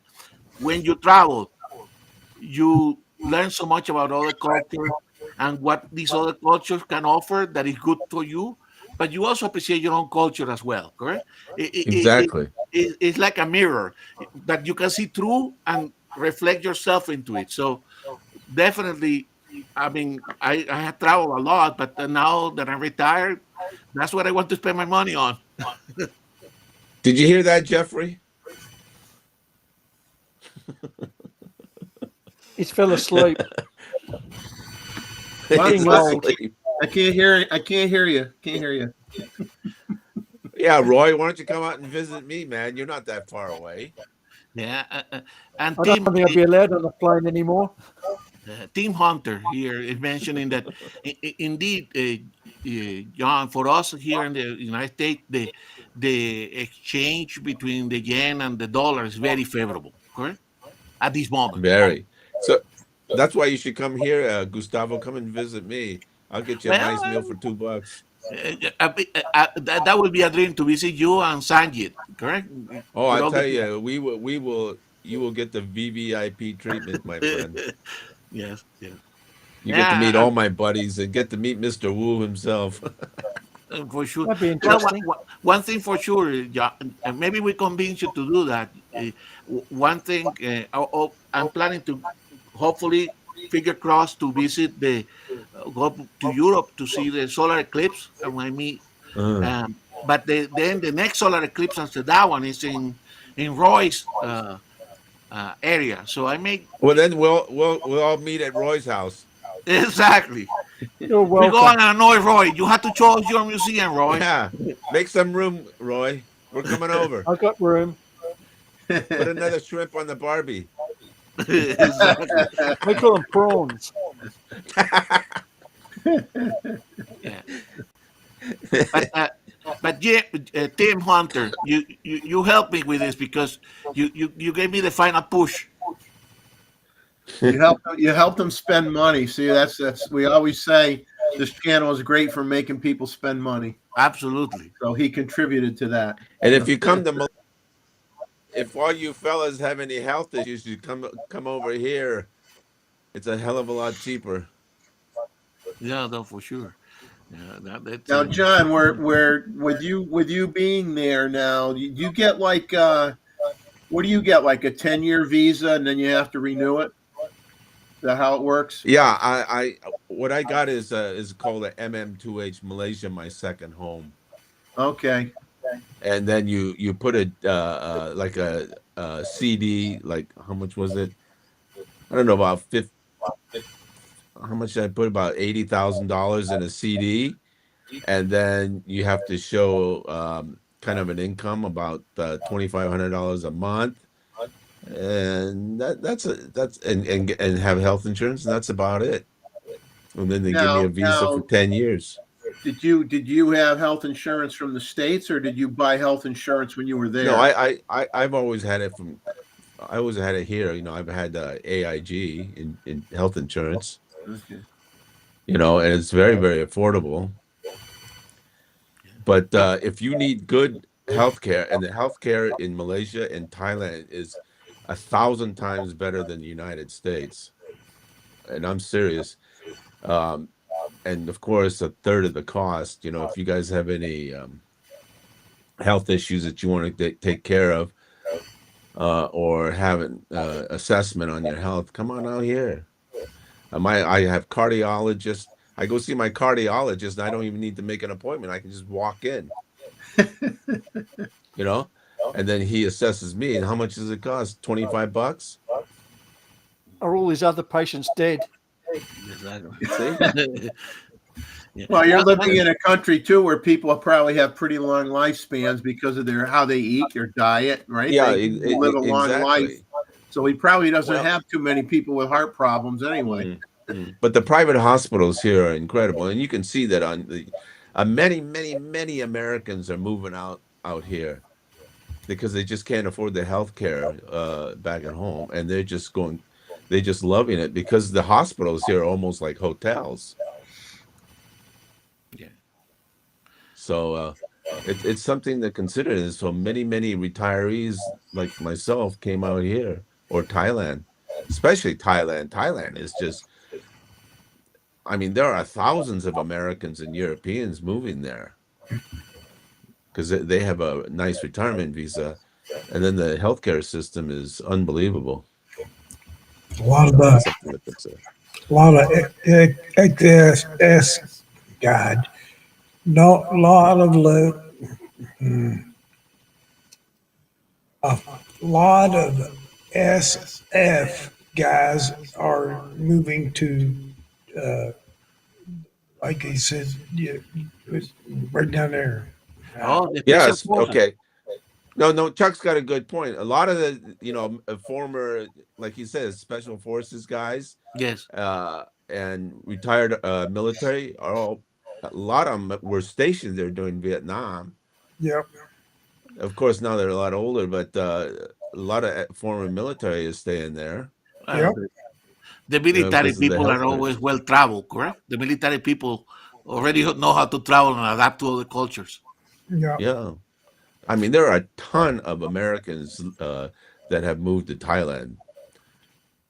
One thing I can huge. tell you, John, that surprised me because we went in October is still that the certainly Tokyo, mostly Tokyo. Wow, it was still very hot. So I think I think it was even Tim Hunter that mentioned, don't come in the middle of the summer. So we waited. Oh, do not. Later. No, Yeah, no. but I think I would love to go there in the fall season because many of the parks that we visit, many of them the shrines and museum and temples, they are the gardens are spectacular, and I can only imagine how beautiful they are going to be in the fall. All right, but for Yeah, that, especially now. yes. So late November, starting Yeah, in mid November, all the way to December, it will be yeah. All fantastic. the trees are changing color. Yes. Well, thank you very much, Gustavo. Yeah. Great presentation. Thanks a lot for putting it together. We all appreciate it. Yeah. So I'm going to bring here, Jeff. I'm going to stop we stop presenting. So I'm going to bring the detail of the F3 cabinet so that Mr. Roy can tell us more about it and show us some of the We're gonna put images. Roy on the big screen so we can see the big F3.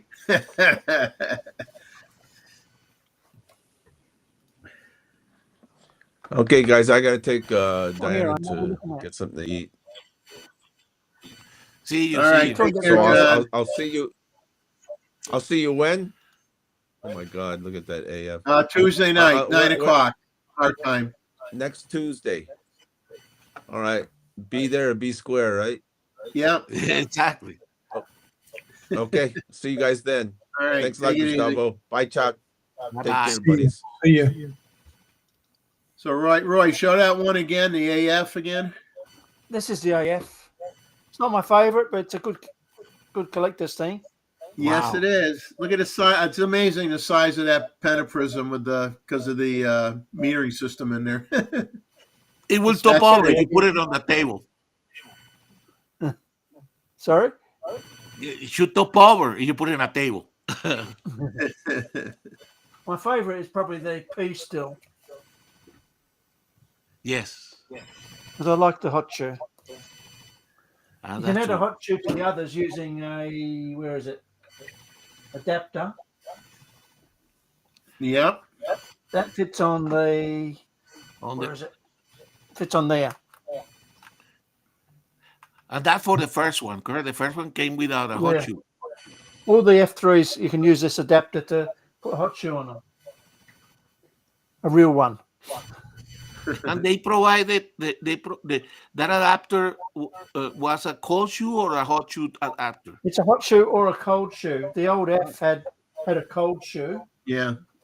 They started with That's the all cold right. shoe, and then they migrated up to put contacts on the front. So then it was a hot shoe. When you're not using it, you're supposed to have a cover on it, like that. Okay. Where is it? A cover to protect the shoe. Yeah. Yeah, I don't have the cover. So what about those data bags, Roy? Do you got some of those data bags or not? I got data backs here. Hang on, I'll show you this. These are the accessories for the F3. Woo. Wow. Flash, all sorts of things. Oh, that's for the old SP. Yep. That doesn't belong there. Things like hot shoe fits. For the AF, there's two of these lenses. Yep. 280. Where are we? I'm not good at this. You can probably guess. They're the two lenses for the AF F3. There's things like the big mega backs. Okay. Now how many images in that? This one's 250. 250. I think on the F2 I've got a 750 as well. They take film cartridges, film loaded up with these. Wow. This is the night. This is just so everybody knows that are watching this. This is Nikon's Australia warehouse. Where am I? There's some of the finders. I think if I can get them on camera. Yeah. See the different finders for the F3. Wow. Yeah, they had a lot of them. Sports finders and magnifiers and waist levels, and I can see the waist level one there. Yeah. Wow. Yeah. Fantastic. The F3's got the most accessories. What do you think? You think wedding photographers use that waist finder option a lot? Probably not. Probably not. Most wedding photographers in the day, I remember, used to use Bronicas, which is hidden up there somewhere.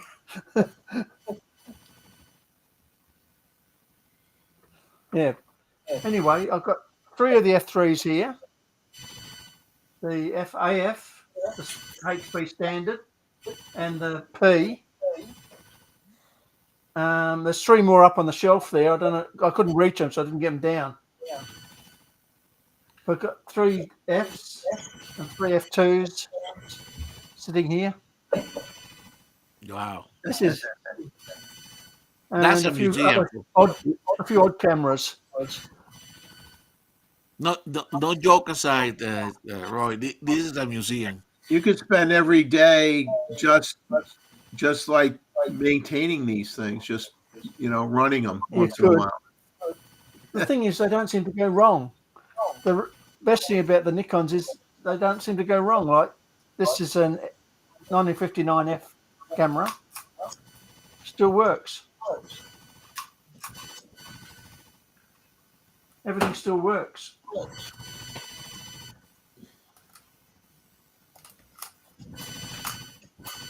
Still got lovely sound to them. I mean, I used to use motor drives as well. We didn't use motor drives to get faster frames rate. We used to use them just to save winding. Exactly. It's easier. And also to have more film, correct? It was nice having that extra grip too, the better grip. This could be interesting.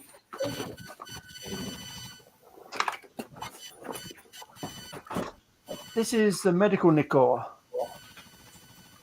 I've got a few of those as well, of different shapes and sizes. They've got a built-in ring light. Huh. No focus on them. You have to move them forward or back to get focus. And they come with their own power supply. And that's the power supply for this one.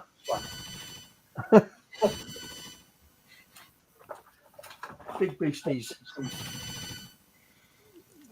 Yeah, I like the F3. It's got lots of toys. Oh, there's a Polaroid back for it. It's very hard to do, you know. I'm not used to this. That's a Polaroid back for the F3. Now there's no film anymore for those though, right? No, that's I've got I've got a whole chest of it in the fridge, but once that's gone, it's gone. So, Jeff, share my screen so that Roy can see and tell us a little bit about the camera here. How many of these accessories he has. Okay. Flip me over somewhere. Oops. Wait a minute. And you tell me, Roy, if you want me to zoom in a little bit more. Here, I can, No, that's okay. I've got the flash in my hand as well. So that is a SC12, right? Yes. SC12. The SC12 is the adapter to run in the F3. Okay. And that is The flash connected, itself is an FP11. and that was connected to probably the shoe that is on the side of this F3, correct? I think so. Yeah. yeah, it's on the shoe. It's mounted on above where you set your ISO. Exactly. Big beastie flash. Good thing about those flashes, they can be used for IR photography. They put out infrared light as well. Yeah. And they function like a handle, correct? Because they were all they function like a nice grip as well. I missed that. I've got a whole pile of Mets ones that are the same. So what about this one here, right? So this is the one that you chose, correct? Yeah. Yeah. That's that back on the back of the F3. Normally you fit the motor drive and the back together so it auto winds. And then you can see here.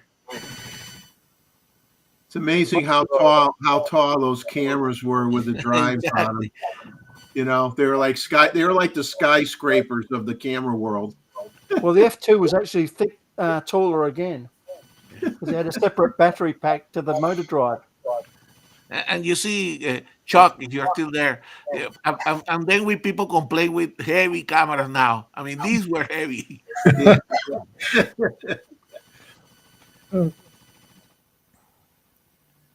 That's because the people are playing with the little cameras. Exactly. And Roy, this is also in your belly wax, correct? All this. What are we looking at? We're looking at the. Yeah. Sorry, I have to. You see, Like we a look copy stand, or a magnification. high magnification. You can see here with the bellow system. It's almost like a microscope. You can see it has like a microscope That's stand. an early copy stand. Bellow copy stand, yeah. But this is like a microscope here. You see? Yeah, they got the place here to put the slide under the tabs here. Exactly. Check your blood work out, Gustavo. Exactly. Well, you can use your camera as a microscope. You just have to add a RMS adapter to the end of the, say, a bellows or something. Yeah. So here are some flashes of the time. Yeah, I was always big into flashes, but not those little ones. Not those little ones. This is actually one of, I think I had two of these 16 SB16A. Those were very popular too, Roy. I've got a modified one for infrared. Okay. You mean that it produces infrared light? Yes. Wow. And how did they Because a do lot of that? modern flashes don't. So how did they achieve that? They just put a different element in it. Okay. Wow. Xenon tube. So which other display do you want to see? The F or the F2? I'm happy to see anything. So this is this is the F2. Yeah, I mean, They're very similar anyway, the F and F2. yeah, Very similar cameras. yes. Yeah, I think I got a 750 back for the F2 somewhere. I see a bellows down there, down the bottom. No one seems to like bellows anymore. I do. You Might can be see- manual, but at least it's useful. Well, very precise. Yeah, Yes. you can see this one was made to make copies of the slides. Huh? Yes. See, it has the bellows and then a flashlight behind. Okay. Because it's all bolted together, you don't have to worry about movement. Exactly, an angle finder. I love those angle finders. I've got a few of them. Yes. There's a flip up one as well. So, Roy, what would you do? My next door neighbor has a bunch of slides. She had me over the other day to show me this really, really old slide projector that was in phenomenal shape. I never really saw a slide projector like this before, but I was just showing her, places that she could clean it or whatever, and we tried it out. And I says, you just want it. She wanted to take the tube out of it there for the light. And I said, no, don't mess with it, man. I mean, if it lights up, don't touch it. Don't get oil on it from your fingers. They're very sensitive. Once they've been used, they're very sensitive to vibration. The element can break. Yeah, I said, just Especially if if you touch it with your fingers, you get oil on the glass. And yeah, I says, if it works, turn it on. If it works, don't mess with it. Don't touch it. Don't mess with it at all. But anyway, she's got, her dad has these slide trays with slides that look like they're from medium format cameras. Very, very large images. And she wants to somehow, save all of these things and put together, something, to share with the family or whatever. It's like she was going to outsource it, which would cost her an arm and a leg. I mean, what would be the most affordable way for her to, take those slides and if it's just slides and not the medium format slides, there's a lot these of are all medium format slides. probably a light source and a decent macro lens with a stand. It's going to cost more to go medium format. Yeah. Yeah, I can't imagine what that would cost to have somebody do that kind of work for you. If she has thousands of slides, it could cost an awful lot of money. The problem is that medium format's harder to. There's nothing pre-made to do it with. Yeah. See, if it was 35 slides, there's Vivitar and a whole bunch of others that made cheap lenses that you just bolt onto your camera and put the slide in. They're very small aperture, so they could focus, but they do the job very cheaply, probably $20, $30 each. I prefer to use a bellows and a copy stand, though. Yeah. I'm fussy.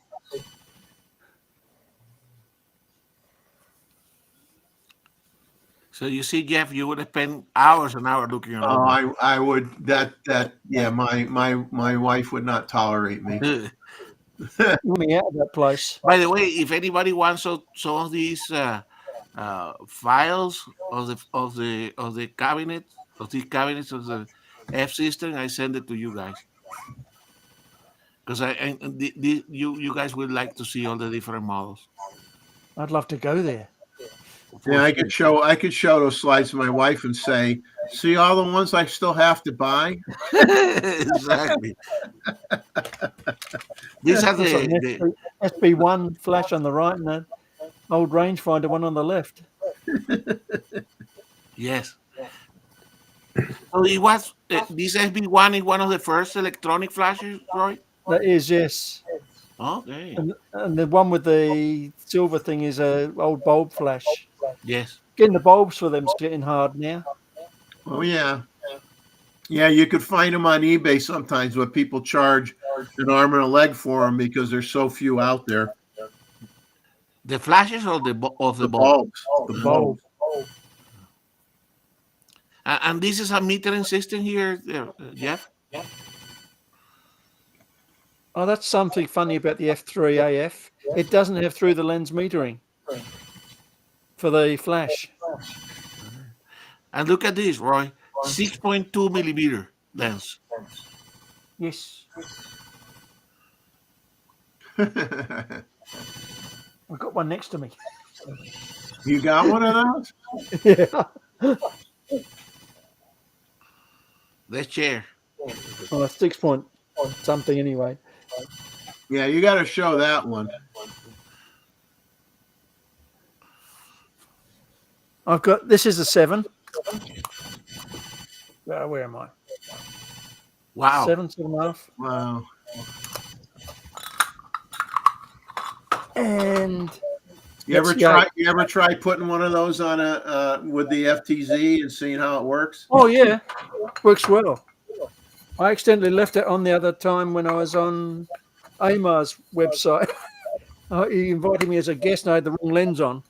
It happened to be a fisheye. So, yeah. I like ultra wides and fisheye. What's that doing up there? I'm having trouble because the camera in the computer in the laptop's terrible, so I'm using a webcam. By the way, Interesting, mate. that Z50 II can be used as a webcam. That's a nice feature. Yeah, all Nikons can. But Just do you need their need web to, software. but you have to use that application, correct? This one is not like a regular webcam. You just plug it in. You probably still have to use their web software though. Yeah. I normally have my Z8 up here and I use that, but I forgot to bring it.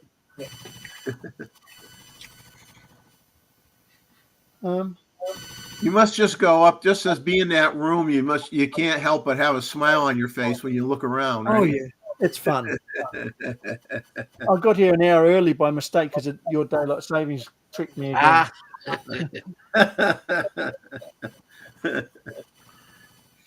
I'm thinking of something interesting. I don't like ring lights, but there's a lot of ring lights for Nikons. Okay. They're good for forensics, but I don't know what else you'd use them for. Too flat. Did you ever have the ring there with all the little mini flashes on it for macro photography? You mean the R1C1? Yeah. Yes, I do. If I can get it. Exactly, Tim. I still use it.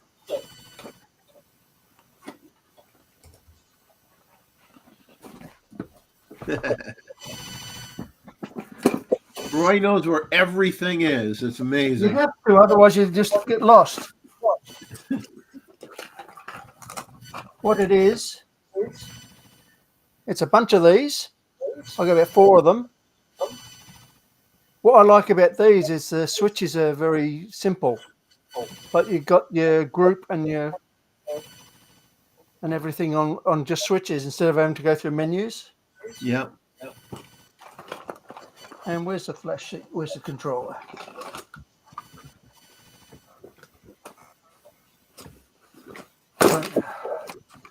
And you get the SU800 controller, SU800, something like that.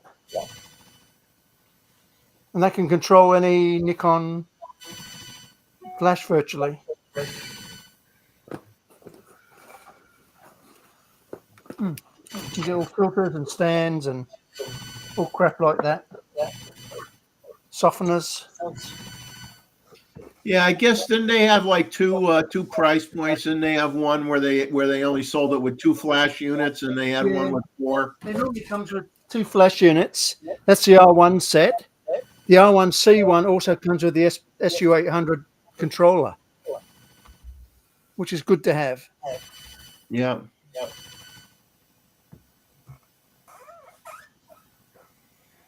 What else? That's all up the other end. I don't want to get it. So the F3, Roy, do you think, in your professional years, which one does the camera that you use the most, the F3 or by the time, I or used were to use you? the FMs and FEs a lot too. Yeah, okay. That's these beasties because they're just so light and easy and they're disposable. Exactly. Okay. I like the F3 though. That was my preferred camera right up till the F5, which is this beastie. Yes. Yeah. I've even got digital F5 somewhere. Roy's like, nothing up my sleeve. Exactly. There you go. Digital F5 Oh, by gee. Kodak. Kodak. Yes. That was that was expensive. Yeah, that was like Yeah. 20 grand, wasn't it? Yeah. Something like that. Something Yeah. like that. Yeah, I remember our photographer where I worked had one of those way back when. Exactly. No, and the same here, Jeff. I remember I went to see our laboratory just because I wanted to see that camera. Oh, Fujifilm. This is a Fuji 620, I think it is. No, that's a sorry, I've gone S5 or something. It's a Nikon made by Fuji. Digital as well. Huh. That's interesting. The thing is, in the days of early digital, you didn't go digital for the quality. You went for digital so you can transfer all the files back to base. Yeah. And they were a lot smaller files then. Yeah, you didn't need a supercomputer to handle them. Like the D1.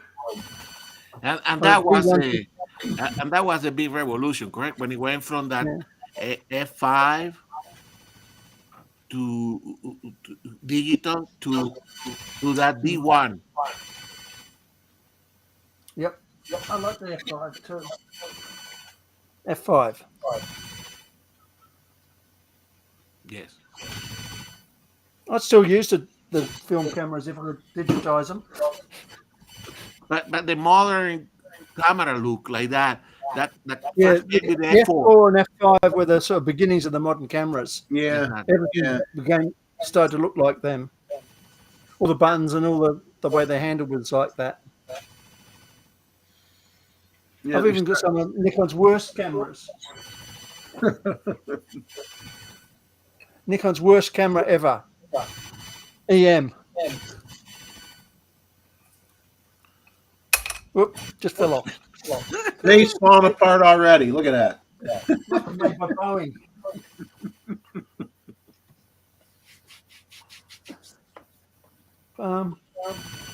What's interesting?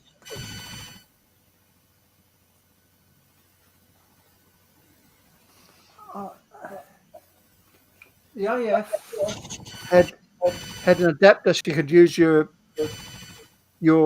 manual lenses in an auto AF mode. Yeah. So that would just give you like it would just give you like an indicator when it was in focus, right? Yeah, but this actually did focus the manual lenses like the Megadap does. Well, it had a lens in there that moved or something. It just moves the lens. Yeah, it moves the lens in front of it and focuses it the same way the Megadap does. I've got another version of this for the other lenses too.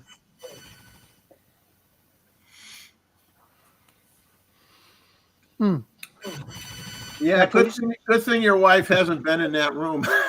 Oh yes, she probably saw most of it when it was at the other house. I still own a Sigma lens. See? What's left of it? What's left of it? That's what you thought of it, huh? Still useful. Kids saw this, they thought, why do I buy such small Tupperware? Say that's for Raisinets. That's for whole Raisinets. How many of you have those little film containers full of 25-cent quarters? Oh, lots. I use it for everything. Got to recycle things. They're very useful size. You can fit batteries and all sorts of things in them. Yeah, they were very useful.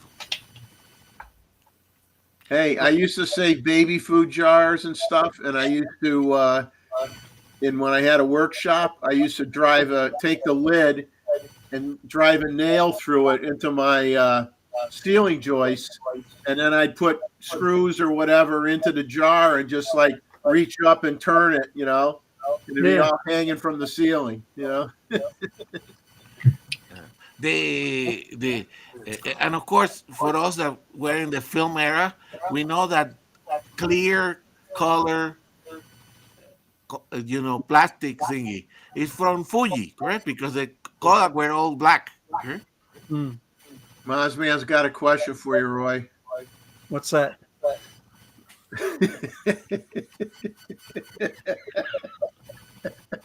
They kind of not here. No rangefinder. The only rangefinder I've got 2 or 3 rangefinders, and none of them are Nikon. I don't remember where I put them because I've never used them for years. They were all run over by his vehicle. Accidents do happen. Yeah. The other camera that I love in the museum, Jeff, was that one that I think we discussed before with the dials in top. I think you have one of those, correct, Jeff? What's that one now? The camera that has the dials in top with the needle dials in top. What is the name of that camera? The Nikon camera. I had a 35 that was a film camera that had the dials on top. They were always breaking down because they're too complicated. I think it's got the R35 or something. Something 35. My memory's getting terrible on these things. Yes. But no, that's that. I guess if I was in your hideaway there, I would just be my face would lock up with a big grin on it, and I wouldn't be able to not smile. Yeah, TI 35. I knew it was 30 something 35. Yeah, TI 35. My memory's getting terrible though. Yeah, the mind is a terrible thing to waste, as they say. No, that's great what you were able to show us tonight. Lots of good stuff. Nothing else is interesting. Lots of great stuff. All the macro stuff's behind me. I'll show that next time. Took me ages putting it all on the table here, and then I ran out of table. So half the stuff is up on the shelf. Oh, but your collection of history is magnificent, Roy. No, there's three more F3s up on the shelf somewhere in boxes. I just can't get to them. No, that's like the living museum right now. You really need to think long term, Roy, and to create a museum space or get with some non-profit place. Because I donated a whole pile of it last year to different museums and that. I mean, people don't like sending me their address. Yeah.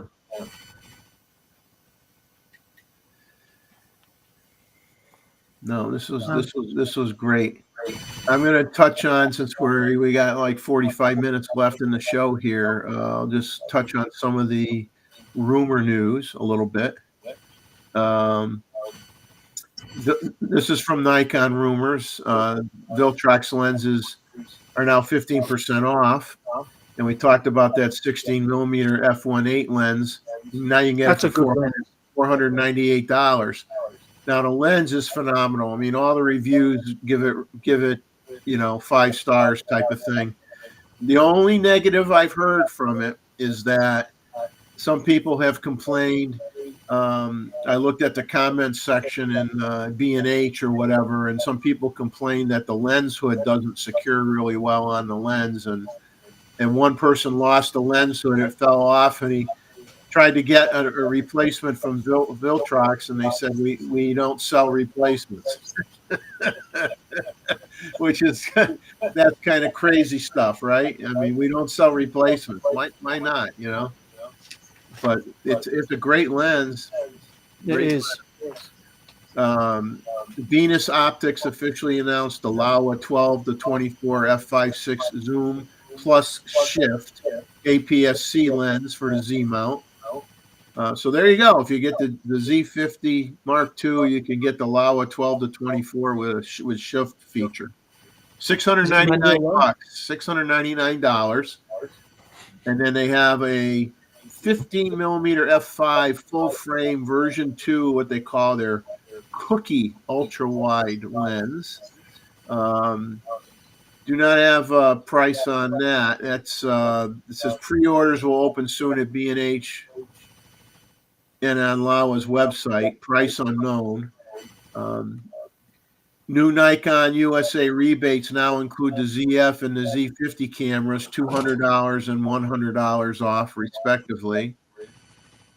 And Nikon introduced what is new. They call it the R-Crest 2 protection filters. They're just protective filters for your camera, great for like if you're on the beach, you don't want to get salt on your lens.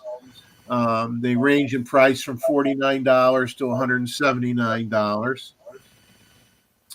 And that's all I got from Nikon rumors. Now, Sony rumors, they talked about the Viltrox sale as well, because it's only available in Sony mount right now, not on Z mount, but they came out with a 135 millimeter f1.8 lab FE full frame lens, and the lab series for Viltrox is supposedly their top of the line stuff. Now petapixel, it sells for $764.15, and there are a lot of reviews online from different sources, but it was interesting to find that petapixel did not review the lens because there's an issue, and Viltrox asked them to hold back on a review until they addressed the problem, and that they would be delaying the launch. And I guess during recent product testing and feedback from some of the partners, including petapixel, they identified a potential issue that could affect the lens during shipping due to mishandling or rough handling in transit. So petapixel has not provided any feedback on the lens's performance at this point. So that's where that is. Apparently, this issue affects only a small percentage, 3 to 5%, of early reviewers and testers. And so they decided to delay the official release and to ensure its reliability and durability. Over the next 1 to 2 months, the team will focus on improving the lens's impact resistance and conduct further safety tests. But there are a lot of reviews out there that if you watch them, no one mentions that there's an issue. And, you know, you might say, oh, I want to buy that lens for my Sony. And, well, more than likely you won't be able to get one anyway if they're, you know, reevaluating the lens and making necessary changes here to it. On November 19th, Sony is going to be announcing a 28-70 f2 GM lens, along with the Sony A1 version 2. So some information regarding this lens, it says the zoom only extends out by about a centimeter, has lots of software correction.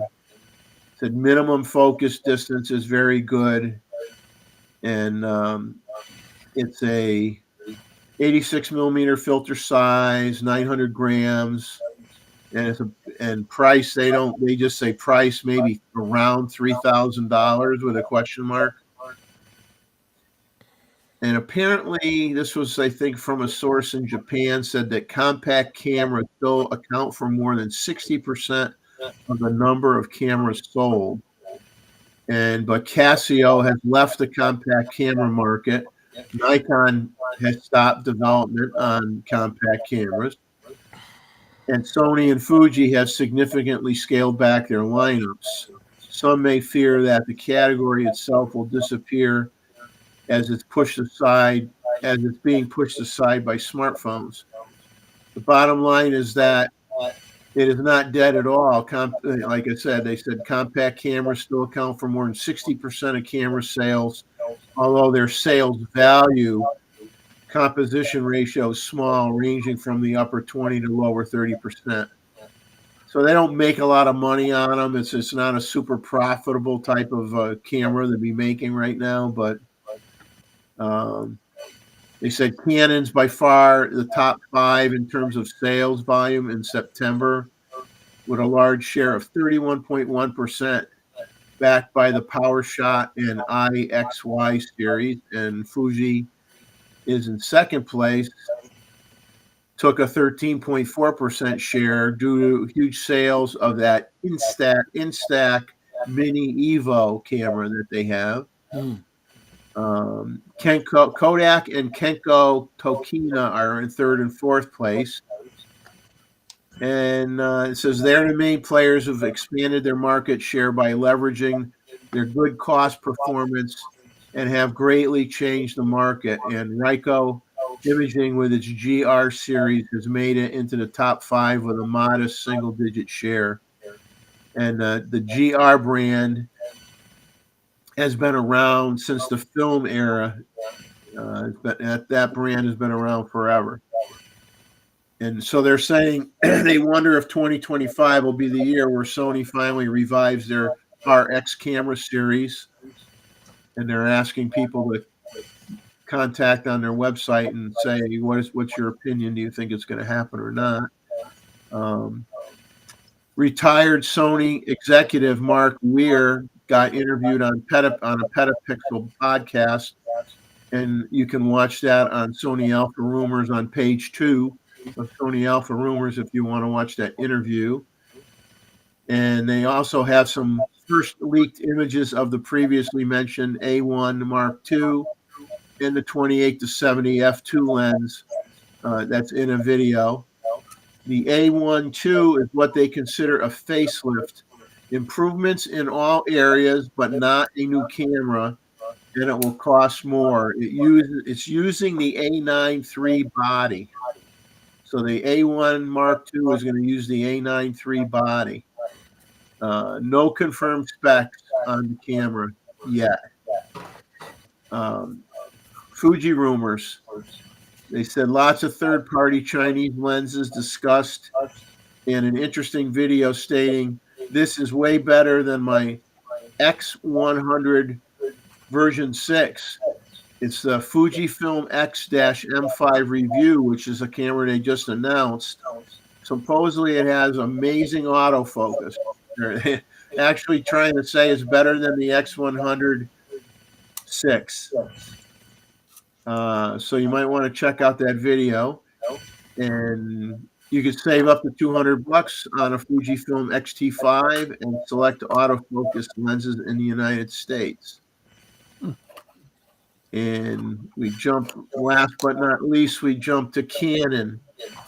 Canon RF 70-200 f2.8 LISUSM Z joins a supply shortage list, so they're having problems getting parts. Canon completed their long-awaited hybrid trinity of L prime lenses. So they have the RF 24 f1.4 LVCM, the 35 millimeter 1.4, and the 50 millimeter 1.4. And apparently they are being well received by the Canon faithful. They said they know that there's going to be more hybrid VCM prime lenses in the future, but not in the near future. They said the next pair, we're told, will be a wider than 24 millimeter lens, as well as an 85 millimeter f1.4 LVCM. No mention of adding image stabilization to the 85 f1.4 f2.4 like they had back in the EF days. And Canon USA have their Happy Thanks Savings sale on select gear. I just put down a few samples. If you want to see a complete list of products and what the prices are, go to Canon Rumors for that. But a few of the items are R6 Mark II bundle for $19.99, regularly $24.99. The EOS R8 with the RF 24-50 for $13.99, regular price $16.99. The RF 28 f2.8 STM lens for $349, normally $429, and the RF 100 to 500 f4.5 to 7.1 LISUSM zoom lens for $25.99, normally $28.99. So there's a big long list of stuff they have on sale. So go to Canon Rumors if you're a Canon junkie and see if there's anything there that might interest you. They said Small Rig announced a case kit for the Canon Cinema EOS C400. They have a pre-order going on through Small Rig, and you can save $30. So you can get it for $169 right now if you pre-order it through them. And they also have on their website a whole bunch of MTF chart comparisons on the newer Nikon glass versus comparing it to older versions. And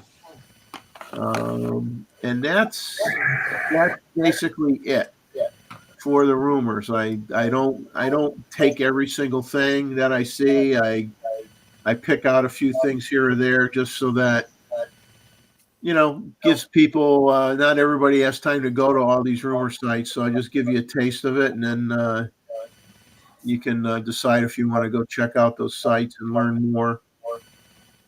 And Maz, man, this is true. Canon's always had really good compact cameras. Yes. Nikon's, I never liked the Nikon offerings for compact cameras. I never did. I owned a Canon compact camera back in the day, many years ago, and their compact cameras were much better than what Nikon was putting out. Let's put it that way. My opinion. Agreed.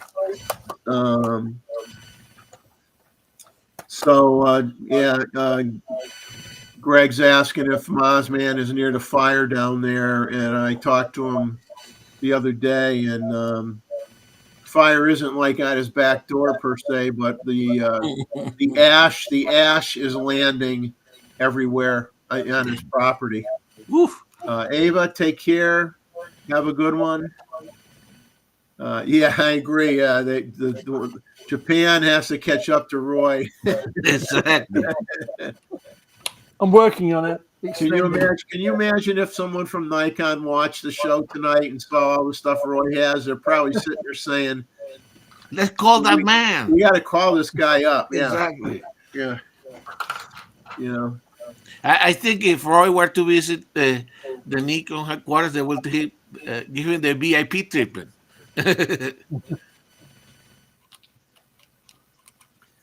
Yeah, they could just call Roy Father Nikon. Exactly. I don't think so. But you have to be careful now buying lenses, especially from. And I'm not saying they don't optically perform okay, but there are a lot of third-party glass now that's not using glass; they're using plastics for their lens elements. So, if you're diehard and you want real optical glass and not plastic, then you know how advertising is. They might not necessarily mention that they use plastic. None of them do. Yeah. Yeah, that's the problem. You have you find out by the time you find out there's a problem, you don't or something that you may not like. It's after the fact. Oh. Yeah, I was checking out the Fuji factory in Japan, and their spherical lenses, they're all got plastic sections on the end of the lens to make it into a spherical. That's their top end stuff, which really worries me. There's probably nothing wrong with using plastic, but I'm just old fashioned, I guess. Yeah. Well, so if they're adding stuff around the circumference of the lens, I mean, what do they do? What they're taking is a normal spherical lens and putting an aspherical element onto the front of it to turn it into an aspherical lens. If you follow what I'm saying.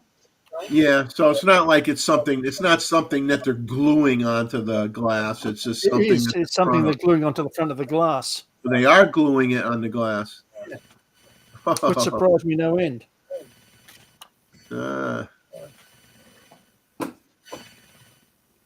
Just putting the covers on my Fs and that, where they should have been in the first place. Well, you guys, you give a whole new meaning, Roy, to if somebody was to say the nasty word and say "get the blank out of here," you could say I have them all in my room. hey, if you guys are, I'm going to say good night for man, it's double time to my hit bed time. Yeah. But anyway, hopefully everybody's well to them, and thank you very much. No problem, and we'll see you Tuesday night. Bye bye. Take care. Hey, Chuck. Bye bye. Have a good one.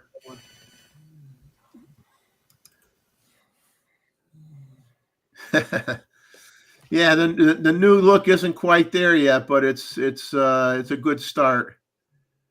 It's a good start. I want to clean all my cameras. I want to re-clean all my cameras before I put them in the case. And, put some silicone gel things in with them just to keep them dry. Yeah. Oh, that's the beauty of having behind glass, correct? Because they will not gather that much dust after you put them there. Yeah. I've been looking at cabinets, but they're very expensive and not big enough. Yeah, what was disappointing with this, I know some people thought it was IKEA, I got it from Wayfair, but they're going to get a nasty letter from me because the diagram for it came with LED, it came with multicolor LEDs, tape strip, and they give you a routing pattern, how, what direction, where to start from, so on and so forth, and then the big problems were the tape was not long enough to reach where they were showing you where it would go, and the tape wasn't long enough. And then to top things off, when I went to work on the other cabinet, because this is basically two separate cabinets. This is where they're butting up against each other. But this is one cabinet. This is another one. And two of the strips didn't work at all. And then they didn't give you a method of powering them because they all had USB connectors on them. It's like, okay, what in the heck am I going to go out and buy? Some kind of a power supply that plugs into the wall that has like multiple USB, connectors on the end of it at varying lengths to be able to reach these things. So I got real fed up, over it, and I ended up spending a stupid amount of money on just white. I can adjust different variations of white because I just wanted white really anyway, and I had to go to Home Depot and spend an awful lot of money on LED light strips and then rip out what I had just put in and then put in the new ones. So I wasn't happy because I had to spend a lot of money that I shouldn't have had to spend. So those LED light that you replace it, they come like in a strip, like a Christmas tree type of thing, or not? Yeah, they have. They're like the ones I got were 16 feet long. Okay. I bought a couple that were 6 feet. Okay. Let me move here. The slide. This small cabinet, this one had a 6-foot strip. Okay. Went up, across, and down. Okay. That's a 6-foot strip. All the other cabinets, I bought 16-foot strips, and then if you buy a certain brand, and the ones I've bought the ones at Home Depot before, and they're very good because if say you needed 15 feet, you didn't need 16 feet. They actually have you can actually trim them. They have certain areas. Let's just say where they have a cutting line where if you cut it at the indicated area, you don't damage it, and you can, make it a little shorter if you want, and they'll still work. Okay. Which is what I did. So, like, I think for, let's say this section here, the lights go up, and across and down. And how do you attach them with? How do you attach them to the cabinets? They're self-adhesive. They peel off. You peel off a backing, and it's like 3M type of stuff, and they just stick right on the cabinet. Wow, that's good. And the now each one of the strips has its own socket controller, let's say, and then came with a power cord, a regular AC power cord. Okay. And so you can't see them, but behind the cabinets, I got some, outlet strips. And I got everything running in the back and plugging into the outlet strips on both sides of this. So how do you turn it off and on? I can just push. They're all synced together. I could just go in and push a button, and I can turn them all off at one time. Okay. So the LEDs, fantastic, and they're cold, correct? So they're not heating the cabinet or anything. Not heating the cabinet. Yep.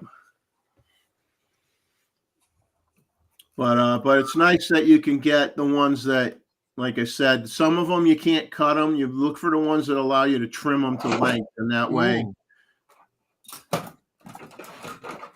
that, because sometimes you just have to buy one that's a little longer. A common length is 16 feet is very common, but they sell longer spools too. But wow.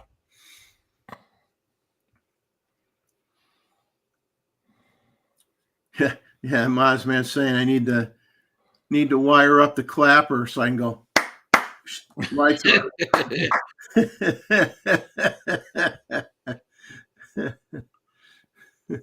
That's true. I had something called the Whistler back in the day. It competed with the clapper, and it was like a little squeeze bulb, almost like the same size as your your dust remover for your camera. Okay. And it had something like at the end of it, like screwed in that made like a whistling sound. And when you squeezed it, it whistled, and it would turn your lights on and off. And I got to the point where I could imitate the whistle by just whistling myself, and I could just walk around the house and just do a whistle and turn the lights on and off. Now you can do all that with your phone, right? Yeah. So Jeff, you were mentioning all the different videos and stuff like that. One that I enjoy more and more, the Petapixel guys. They really do a good job, and they are serious, and they are serious in terms of they don't go into the silliness of other channels, correct? But the one that I watched this weekend, and I ended up buying some of the stuff that he was recommended, was from what's it called? The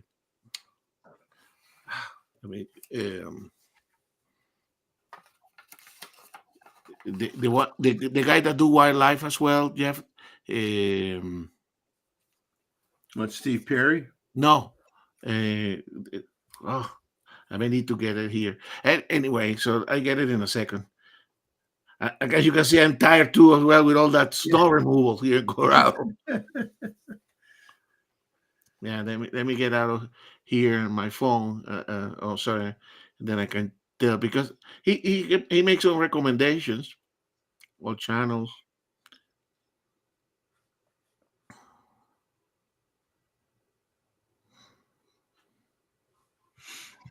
Yeah. Where is it? Wildlife Inspire. Wildlife Inspired. Scott, Yeah. Yes. first name Scott, right? Yes. Yeah. So he got keys. Or Scott Keys. Okay. yeah. So he has some photographic accessory, and they have some stuff for tripods, and pretty interesting. So I ended ordering some of those. Yeah, I'll let you know if they really work, correct? As advertised. Everything that makes your life a little bit easier when carry tripods and monopod, that may work. When I was working on this cabinet, Oh, my wife says to me, I got a better idea. Why don't you just get rid of your cameras?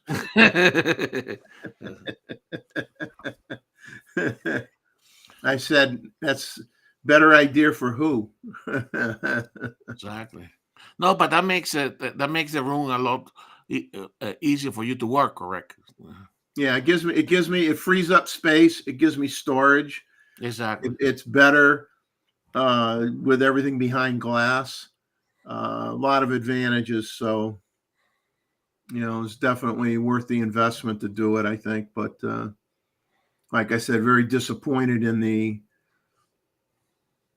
lighting part of the cabinet, not the cabinet itself, but the lighting part was disappointing. And I had to fix that myself, because you get to a point you can't. You have to do it at a certain point. You're not going to try to do it afterwards, Exactly. You're committed to putting it together. Yeah, you're right. You're trying to keep going with it, and then all of a sudden, now I got to hop in the car and hope I can find what I need. It's like very frustrating. But hey, I'll be back in a second. I'll let you guys create a conversation here on something. I just got to get something to drink quick. That's all right. I'll be right back. What should we talk about while he's gone? Him or something else? You could him or something. Well, you always have some stuff there by your table, right, that you can show. What would you like to see? I miss the old Zeiss lenses. There's AF2s. Yeah, They were really well built. I'd like to see a Z version of all of them. Yes. And I still got half a dozen.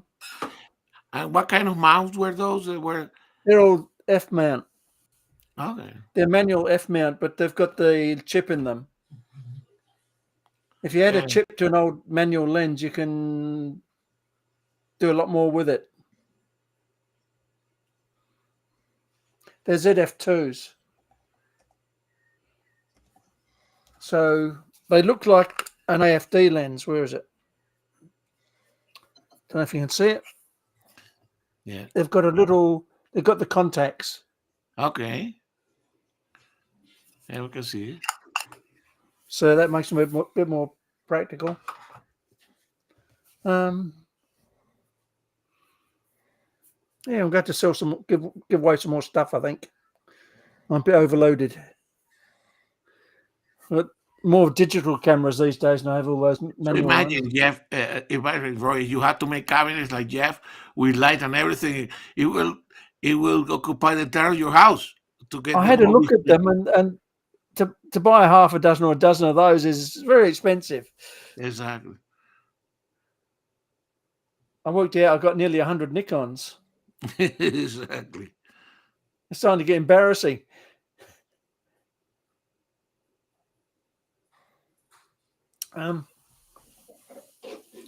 What's interesting?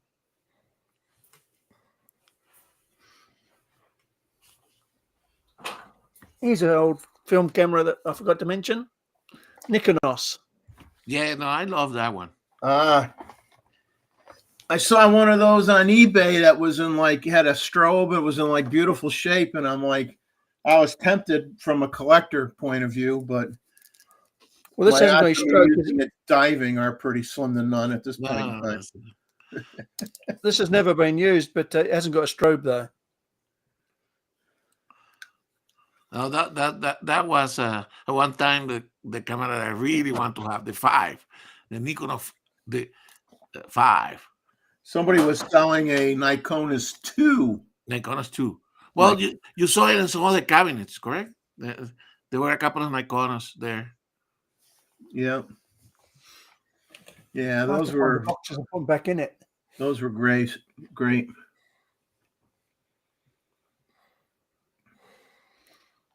I bought that camera. I was going to use it, but I never got the chance. Too busy in those days. Yes. So you bought a new that Nikon Z5 or? Yeah, I bought a brand new one when it came out, Okay. but I never got to use it.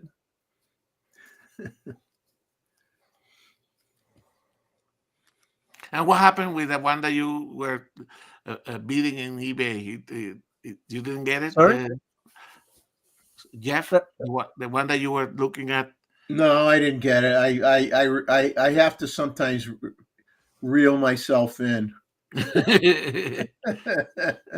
Some of the old gears got very expensive all of a sudden. I Yeah, got most of mine because I used it, then I just put it away. yeah. I didn't make one mistake. Prices have gone up. Prices. The sad thing is that especially with eBay, and I could say, I will brag and say I'm an experienced camera shopper on eBay, and buyer beware. Let me tell you, you got to. I look at thousands and thousands and thousands of cameras, and I may end up with a list of 6 after looking at thousands, and then I'll usually narrow it down. Then I'll look at them closer, and I'll find something wrong with them visually, and I'll knock it down to 3. And then, but the people are charging way more than the cameras are worth, and I don't do stupid, Exactly. if I could get it and it's worth theoretically, and as they say, it's only worth what somebody's willing to pay for it. But I have like a price guide, that I reference or whatever, and it's like, all right, if I can get it and I don't have to do anything to it other than clean it, if I can feel comfortable that it's worth, between 30 and 50% more than what I paid for it, I might think about buying it, but I'm not going to pay exactly what it's theoretically worth, because there's no margin there, and if there is something wrong with it, then I'm losing money. So very careful. Try to be very careful about what I'm buying. And I mean, I bought a Nikon mat, and I don't know, I must have been overly tired. I must have been in a stupor, and I had an obvious screw up with it cosmetically, but functionally it was pristine. It was like a Nikon Mat FT or F2. I'm trying to remember now. Yeah. FT, I think. And a beautiful and I tell you, I think that camera, I could be wrong, I think it was as small as an OM1 or if not smaller. I mean, it was small camera. And yeah.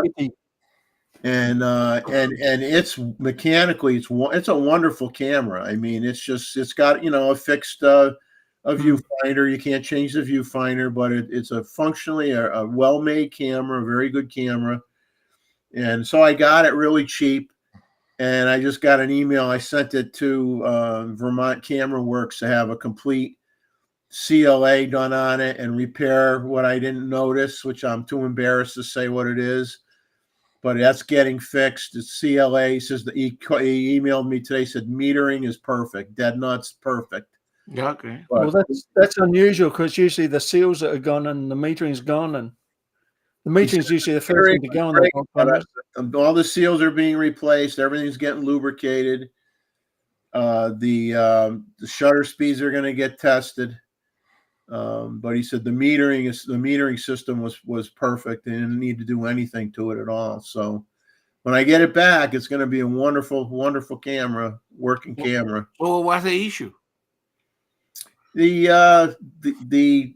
yeah, you're gonna poke me. The camera strap lugs were sheared off. Oh, How'd they manage that? I have no idea, and I embarrassed to say that my astuteness failed me, and I didn't notice it because the rest of the camera looked like a brand new camera, and I think I was so wowed with everything else that I just did not pick up on that. And then when I got it, I'm like, you got to be blanking me, but I got a hold of this guy and found a couple places that could fix it. And this guy was affordable and going through the whole camera, making sure everything's accurate, putting new lugs on it. And, they're working on it now. They said they'll let me know when it's done. But, I noticed in the display, Roy, in the museum, all these little thingies, that comes into they take them off. So none of the camera have those little things that in the displays. The little triangle things. Give you a tip on that in terms of whether you buy a camera or not. Is especially overseas, overseas, like in Japan, they'll have those on there on the lugs. Look at the lugs. If the lugs and those items are rusty, then you want to think twice before you buy that camera because you don't know if it was stored properly. You don't know what might be rusty. Everything else is probably the same. Right. You don't know what else is wrong inside that you can't see. Wow. So they're good. Your first tip of buying an old camera is look at the lugs and look at those little triangular pieces on them. And if they're all rusted out, pass on it. Just pass on it. I tell you, Jeff, that Japan is so humid. It's probably, it's probably more humid than where you live there by the beach. It was, the heavy kind of Houston humid type of thing that you open the door and then you feel like you have to, very, very thick. I bought per the discussion I had with Tim, I bought a temperature humidity unit that I have in the room that I'm in right now because I said to myself, when I put all those cameras in the cabinet, do I want to get a dehumidifier in the room? Do I need a dehumidifier in the room? And right now my humidity is 47%, which is fine. 47% and 75 degrees. So, like a good story about selling cameras, I stuff big time. I normally have 2 of each camera, a work camera and one that stays in the box. And I went to sell it. Living in Denver, so it's low humidity. This is after that big snow, 42. Typically, it's in the 15. Too dry. So, Jeff, kind of since we are approaching here the end of the show, so a reminder of people about the next photo review. Do you have it ready? I don't think I went in and changed the date yet, but I'll look at the calendar quick here. Mm-hmm. The last photo review, at least by me anyway, by this version of you, is December 7th. Okay. So get in your images. Send them anytime, man. Send them anytime. Get them to me by 12 o'clock p.m. Eastern Standard Time on December 6th, no later than that. And let's try to have a good final photo review under my tutelage anyway before things change for next year. And there will be upcoming discussions. Actually, next you might have heard me mention Tuesday night. There's our panel members will be meeting Tuesday night privately to discuss the future of the channel and coming up with suggestions and recommendations and ideas. And once things get kind of like agreed upon, or generically anyway, kind of sort of what's going to go on, in terms of, with the date that the show will be on. We like to assume it's going to be the same day, but that's not my decision. But we got to talk about how long the show is going to be, what day it's going to be. You're still going to have a lot of the same panel members that you see here. After the end of the year, I will be taking a break from the action, as they say, and then eventually come back, at least in the chat at a minimum, and maybe make an appearance once in a while on the panel. But I don't want to be doing it every week, because then I might as well just keep doing the show like I've been doing, right? There's no point in me quote unquote leaving if I'm going to still be on every Saturday. I mean, I would just keep doing what I'm doing. But anyway, let's have a good photo review. Surprise me with some photos, and give me a good send off from the photo review anyway. I'd appreciate that from everybody. And let's see what else we got going on. Well, once we have some kind of a understanding of where we're going next year, we will share that with everybody as soon as we can. Yes, And sir. it won't be the last week. It won't be the last day in December where we're going to tell you. We'll be telling you that long before then. And I'm sure that we will need to do some experimentation, because obviously, yeah, it's going to be dynamic. There's going to be maybe some basic things that are going to be shared with you that won't change or whatever, or won't change that much. And then just like anything else, it's going to be, nothing will be set in stone per se, and things will change over time and try it out to see how things work, and that type of scenario. So, but the main thing is you'll still have a place to come to as a community, as a group of people with a common interest. And that's the most important thing, is that this is a safe space for people to come see. You don't get berated, you don't get beat up unless you ask us to, and then we will oblige. But most people don't ask us to do that. So Greg is asking if I'm still going to do videos now and then. I don't know. I haven't done one in quite a while. I always like to do my thanks for the memories ones when I'm talking vintage cameras. As I add to my repertoire of toys that my wife doesn't like very much, I may do a video on some new cameras, but I'm not really.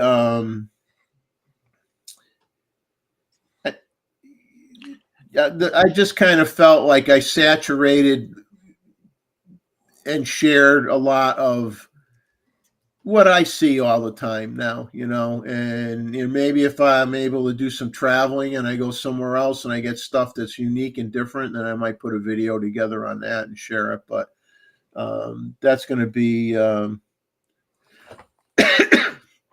occasional thing. It's not going to be that often. I mean, sure, my whopping YouTube analytics are going to crash. YouTube will probably say we don't want to store any of your stuff anymore, but that's what might happen. Who knows? Don't worry, guys. So we will give Jeff a good break, and then when he doesn't have to host it all the time, he will come gradually to share with us his You'll miss it. experiences. These guys are going to start mailing me love letters or some crazy stuff to try to con me to come back, I'm sure. But we'll see what happens. But no, I need to take a break from it, and but it's been my pleasure to do it, and we always have a great supporting cast, which I don't even. you know, everybody that comes on the show to me, we're all on the same playing field. We're all on the same team, and we learn a lot from each other. And we have a lot of fun with each other, and sometimes we get a little crazy and make a few jokes here and there, or we think we're making a joke, but sometimes it's not very funny. But it's been a lot of fun, and so we still got you know the rest of this month and the month of December, and then you'll have stuff happening in January. Somehow. So everybody can like. It's not going to be as stressful as the election was. That's true. That's true.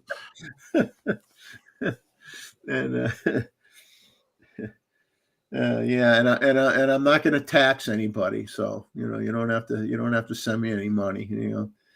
And I appreciate what you guys did do when I asked for a little bit of help financially, and that money from the time you you gave it to me, which was God, I think back in 4 months ago.